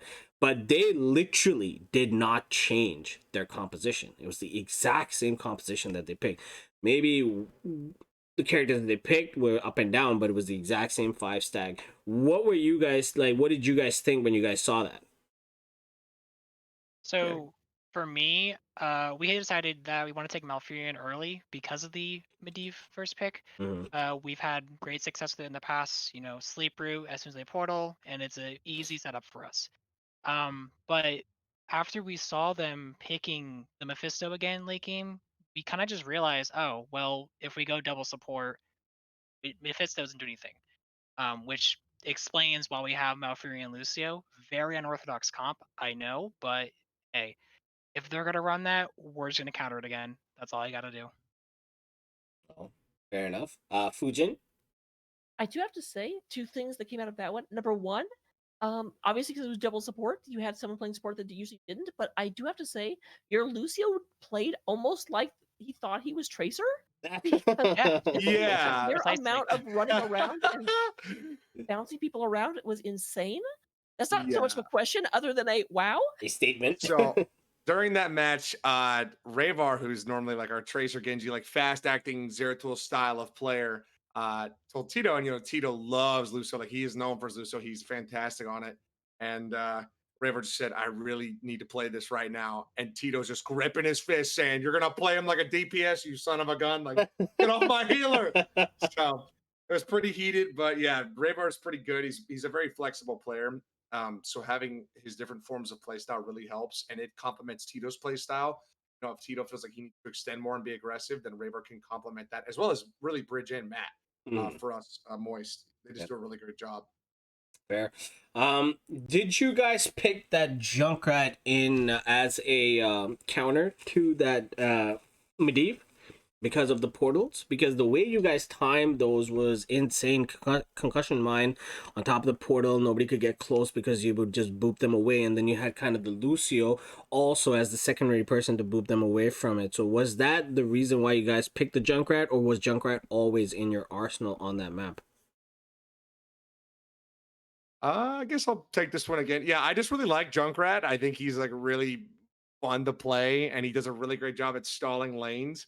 I have an absolute blast just kind of bonkering people around, and really, shout out to Bridge for, I don't know if y'all noticed, but like how hard it is as a new player to Mm-hmm. realize what your Junkrat's trying to do and to hold all of your stuns in CC as well as your supports. Like having my team with me allows me to realize like I can go out there and look for a pick, and my team's going to be right behind me. I'm making sure that Bridge and I, we work almost on the same wavelength to where if I know he's looking to stun, I'm going to wait a couple seconds before throwing that bomb around. Might get a trap underneath his root or any of his stuns. So I just like playing him. And it's a comfort pick for me, especially. So if the guys let me play it, I'm going to pick it up. Fair enough, fair enough. And that was game number 2. You guys secured that really, really well, and it was a last end minute push you guys did onto the core. You guys were pinging it and pinging it. We had a little bit of a I don't know, disbelief. Disbelief is the word that I was going to use, because the only 2 people in the fight that was left was Lucio and a Nubarak, and they were the ones that were pushing down. No, that was in game number 1, I believe that was.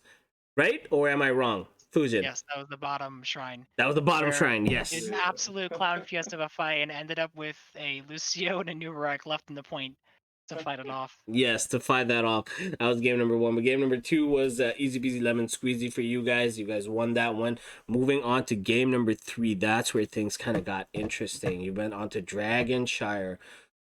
Same bands, nothing special over there, nothing to talk about. But then you guys get into the game for Dragonshire. Dragonshire, you guys are dominating. You guys are playing so well. Rotations on time, picks on time. You're killing it. And then all of a sudden, one team fight, your game to lose. You know that, right? One team fight, you lose one person, and then you guys get caught out and go up 4v5 and get wiped. What happened there? What were you guys thinking? Walk me through it. The biggest thing that happened, I think, was a lot of miscommunication. So when Sonya was doing her Bruiser camp, we had realized they were defending core from mid and top, and our tank and our DPS player, so Bridge and Ravar, had said, "Oh, let's do bottom camp," and so the 3 of us rushed there. They had invaded on Sonya, which that's one mess up. We played poorly. That's fine. Reset. But then after that, it was kind of just a chain of misplays, which eventually led to them getting Dragon Knight and then hard pushing bot. Yeah, I don't think we did anything poorly. I think we just kind of miscommunicated, and then it was a snowball from that point. And props to the other team taking advantage of that and really getting value from our misplay. Fair enough, fair enough. Yeah, and that was the the turning point. I mean, like, okay, you guys lost one person, you guys are like, okay, fine, we're 4v5, back off, reset, we'll defend, whatever, right? But then you guys decided to take that fight. Like, I mean, that's kind of where I felt like everything kind of went downhill from there. Cause what made you guys take that fight? Like, leaving aside like miscommunication over there, but like, was it your intention to take that fight, or were you guys like hesitant on it, and then you guys wanted to fall back, but then one person got caught, and then you guys had to change your decision? So what was it at that point in time? Why'd you guys take that 4v5 in a choke point? So we were under the assumption that Diablo did not have APOC to begin with, which he did. And on top of that, our Imperious player Bridge, he had seen one person out doing the camp, and I think we kind of rushed that as assumption where, okay, it's one person, we can get this pick, and now it's a 4v4. Or we also thought that there was somebody top lane going to clear, so it was still going to be a 4. But clearly they were 5 together. We did not know that, and then it was already too late. As we engaged, they had counter engaged, and they kind of just wiped us from that point. Oh, okay, that makes more sense. Okay, fine, fair enough. Fujin, any questions for game number 3 on Dragonshire? Really? I'm trying to go back into that game. I think the biggest one would be after that game finishes when they end up like taking a very unexpected win at the last second. Um, what was you? What were team comps like? What did you think? Oh, okay, that was a fluke. No big deal. Or did you have a specific strategy going into game? Because it did certainly seem like towards the end they sort of like figured out to take Lucio out, and that kind of unfurls your whole team. Mhm. Yeah, Lucio's a very crucial part, in a lot of things. I mean, your main healer is always your crucial part, and when you're not running like double support or anything that's kind of like mid-tier meta, it's hard to like watch your angles, and with a Kerrigan or a Diablo or anything flying at you, you really got to watch going for that. But I mean, with that comp on that map, I'm always one. I like double bruiser and I like triple bruiser, even if it can be a meme sometimes. But I like to experiment with these comps. We never really run stuff like this. We wanted to see how it would work on that map. And especially for Bridge, we never really like to make him play main tick Imperious because everybody hates going against main tick Imperious in Storm League. So why continue that tradition in some league? Mhm. But we were just trying to see like how this would work, and really, yeah, the enemy team did a fantastic job like finding these weak points in us and punishing us as tiers. So, like they really saw where they could pinch our team and how it could fall apart. It's like on top lane, I thought I was safe kind of next to the gate. Didn't realize what 20 Diablo took. He bolted onto me, immediately blew me up. We lost top control, and then that kind of started the chain into dissension. But going into like the following game, we kind of like, okay, these guys are going to change it up a bit. They're going to step it up. We need to really rethink our strategy, and you got to get your mental reset, because if you allow yourself to snowball, you can really throw a series like pretty quickly. You know? Fair. Makes sense. Makes sense. Awesome. All right, and so that was that, and then you guys move into game number 4. So this is where you guys opted to go in for first pick, and they went for map pick, and they take us to a map known as the comeback map, Towers of Doom. And once again with the bands, it was like la di da, same bands, nothing to talk about there. But then their picks kind of changed in game number 4 finally. I don't remember exactly what it was, but it was something crazy. And then you guys went into that game. You guys started off fine on even footing over there. You guys did get the false stat. It kind of seemed like you guys wanted to do the 1-1-3, but then you guys were sort of all over the place. So what was your plan going into Towers of Doom? So yeah, we wanted to run the 1-1-3. We wanted to have Hogger top, Falstad mid, and then having a 3-man bot that could rotate to, counter pressure mid if they were to rotate and do camps and, stop rotations. But the main goal was we wanted to have that set up because we knew the Malthael was in double soak. He Mhm. went on a pale horse, he's their offlaner, and we were very confident that if we could catch him in rotation, or even just in mid without mounts, we could kill him because of the false stab with the 3-man rotation. But the enemy team again actually realized that. I think they realized it pretty early on in that game, because they kept stepping up. They always push on our side. They force us to do safe rotations, or they force the 3-man to kind of just look at them and never be able to go mid, and that allowed more room and more rotation value, I guess you could call it, for the Malthael. So it's basically alleviating pressure for him. So instead of us becoming, 3-man rotation, ganking one, now it's a 5v4 on the map. They're looking at it, it's like, okay, they're 3 bot, let's force 4 of them at them. We'll get more pressure bot, and Malthael can just double so freely. And I think we weren't, I don't want to say we weren't ready for them to realize that so quickly, but it definitely caught us off guard, and I think it kind of messed our mental and our game plan a bit, and we had to like reset mid match, which is not ideal, but we gave it our all. Fair enough. That does make sense. But yeah, like I feel like they played it really, really well. They had the Kerrigan combo coming out. They had the Cassia there as well. They had the Mathael, and then they had the Ana, who was using the nano boost onto the Mathael, making him a little bit stronger there. And it just kind of they worked it really well. You guys sort of kind of started to make a comeback, but they put you guys in such a tough spot at the end of the game where you guys had to decide, like, what are we gonna do? Did you guys notice the sappers at the end though? I'm gonna be honest, no, Oh. not at all. No one knew at all. I remember I rotated between the I caught the bottom shrine and I Yeah. was going up and I didn't even realize I thought they were just big old minions. They were sappers. Yeah, And I was because like, I'm coming, boys, and they just kept walking. I'm like, well, this yeah, is because you literally went up and they're like, Lordy, no, they just walked past you, and I'm like, oh my god, they didn't notice. And then you guys fighting, and nobody got the channel, right? But then the game ends, and is that when you guys realize you're like, oh my god, yeah. Yeah, are you our serious? funny enough, our tank player Bridge, he actually screamed out no because he was like so upset. 'Cause that was a winning fight for us. It's a huge advantage for us. We thought we could come back from the game, and then we just see defeated screen. We're very upset about that. Yeah, that's what happened. That's what happened. Fujin, any questions for game number 4? No questions exactly. Although I do want to say that don't feel bad because I also missed the fact I saw the towers get picked up and then I completely forgot that they were a thing. Yeah, they Whenever blend the in game pretty actually ends, I'm well. like, wait, who got the channel? And then Bankai's like, no one. I'm like, oh. Yeah, that did happen, but nonetheless that one went into there. So 2 for 2 right now. Crazy situation. Game semifinals on the line. You guys go into the final map. At this point in time, I know you guys are like, yo, this is it. There's no coming back from here. We have to do whatever we can to win this game. You guys pick the map. You guys go to Volskaya Foundry. 12-minute game. 12 minutes. You guys just destroyed that game. It happened so fast. I thought it would have been a little bit longer. I thought we would have gotten to objective number C, right? We didn't even get to that.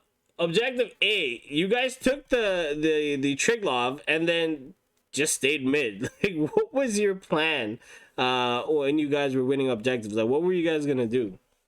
Yeah, really. The objective on that map is just bad. And if you put 2 people in it, you're putting yourself at a massive disadvantage. When you're running a Kerrigan comp and you see 2 people in the trigger loft, your first instinct is we're gonna dive right past you. Girl's gonna follow me up, and we're gonna kill someone in the back line with Cassia. But we just don't put anyone in there and just kind of let it punch stuff for a little bit while we push other lanes, keeping presence. Just stalling out for time, really, because that objective only gets good late game. It's really not that good early game, so it's not worth dying over or giving that early lead. But yeah. Alright, fair enough. And then after that, you like and when you guys got your tens, your heroics posted, the combo of the Leoric Entomb on top of the mosh pit, on top of what is the lava wave or whatever that Deathwing. Yeah. Deathwing has, yeah. Was that all planned early on before, like when you guys were picking this comp? You guys said like, okay, that's gonna be our combination, or did it just so happen to fall in your laps that way? Yeah, so Matt tends to he loves Leoric. We like to meme with him and call him a one trick Leo, but he's really not. But with on that map, there's a chance that you're going to go late game because the objective isn't that good. It's hard to really end early unless you are absolutely punishing and getting through the map as quick as you can. You're rotating, and with that, our goal is we know that they have a Kerrigan and a Tyrael and a Cassia. So for the Deathwing, there's really no percent base unless Cassia goes auto attack build, and you can walk past the stuns of Kerrigan. So if she comes in, you just Deathwing Fear or Roar. And with us, I mean, we're always watching for tombs. We're always looking for moshes. The reaction time between the 3 of us, like that's our comms. Like I'm watching Bridger like a hawk. He's checking on me for my, 75 plus energy level so I can get that max damage for Deathwing. And I'm just hugging him as close as I can. And then when Matt enters the picture, it's either one of them just has to hit something. With Matt and Tomb, you want to make sure that anyone's got pull. So we want to bait pull out for something, and then that tomb will kill something. No Mm, matter what, you've got a whole Deathwing Q blitzing in it. If Anduin doesn't have his like D to pull you out, then you're gonna die. fair enough. That makes a lot of sense. And it looked pretty too when you guys did it. It was Oh yeah. nice. It looked real nice. But I believe Fujin had a question for game number 5. I absolutely did. Um, in that game, and granted, you may not know the answer to this, but um, on level 4, Sylvanas actually picked up possession instead of Hmm. Mercenary Queen, Hmm. which just completely broke my brain. Yeah. If you're wondering probably why she did that on that map, they knew that we had, we have a Deathwing, we've got a Leo, that's a double bruiser. I'm assuming that she probably took that for the fast macro play. You can kind of run around sprinting, converting all through the lanes. You know, it allows us to really just blow stuff up for Rayvar. You know, he can run into a lane, get the back 3 minions. That lane's going to push further than anything. And with our beefy front line, we're not relying on that turret to fulfill anything else because we have that health bar that, you know, is kind of replacing that like beefed up turret. It's really not worth the 15 seconds of buff that you put on that thing as to where if he's running between lanes, you know, these minions are going to get way more value over time than this turret probably will over a pad. And we knew going in, we're like, even if we lose one of these objectives, we're just going to push anyway. So it's better to have kind of that minion pressure over that turret pressure. That makes a lot of sense. Does brain is still broken, but it makes sense. Yeah, everyone's like, I want that beefed up turret because it's packing in the punch. But honestly, you know, when you got a Deathwing Cube, a Sylvanas AoE Silence, and a tank and an offlaner that can land some stuff, I think something's gonna die regardless if we had that turret or not. You know. Yeah. Yeah, fair enough, fair enough. But yeah, that game was so fast. Not a lot there to like question about. It was played really smooth. Your timings were perfect. Your rotations were perfect as usual, and that basically helped you guys close out game number 5, securing that victory 3-2, helping you guys move into the final round. And you guys will be going up against, I believe it is a Wild Heart Omega. They're the ones that, wait, no, hold on one second. I believe that is the lineup. Yep, it is going to be Wildheart Omega that you guys are going up against. They did win their match 3-0. That was last night. I bet you guys were watching that one. But now, enough said from us casters. Wait, let me ask Fujin. Fujin, do you have any other questions that you would like to ask? I do not. All right, there we go. Perfect. But before we bid you guys farewell, I would like to give you guys the opportunity to make any shout outs that you would like to. So go ahead. The stage is yours. Sure. So first off, shout out to you guys. Thank you guys so much for casting our game. That means a lot to us. It's always fun to have you guys here, and we love doing interviews and you guys go through the games. Secondly, major shout out to Jinxie Cat. After those first 2 games, she whispered me, got us kind of riled up, got us fired up, and we were locked in for that last game. And shout out to Kryix. Thank you for allowing us to play, and thank you for letting us compete. You know? I would like to shout out, like, obviously Kryix. I mean, you know, we were, I don't want to say ragtag team, but we kind of were for a while. You know, just a bunch of friends playing an NGS, having fun. But Kryix did pick us up just recently, and you know, we can't be more appreciative of them. You know, supplying us with just everything we really need, giving us support, helping us, you know, get to where we want to be. I want to shout out to our team because I mean, if it wasn't for, you know, our whole team, us being together, trusting each other, always making sure that we're good to go and in check, nothing would happen. And lastly, I want to shout out, you know, everybody watching. I want to shout out all the teams that competed, especially this round. I mean, this is probably the closest matches we've had so far, and it was a lot of freaking fun. I cannot stress that enough. Awesome, awesome. Well, thank you so much. Really, really do appreciate it. And I want to wish you guys the best of luck in the finals whenever you do schedule it. Just remember that reach out to your division mod in regards to the reporting off it if you guys are unable to. Oh, wait, that's me. Let me know if you guys have any problem. I'll kind of fix it for you.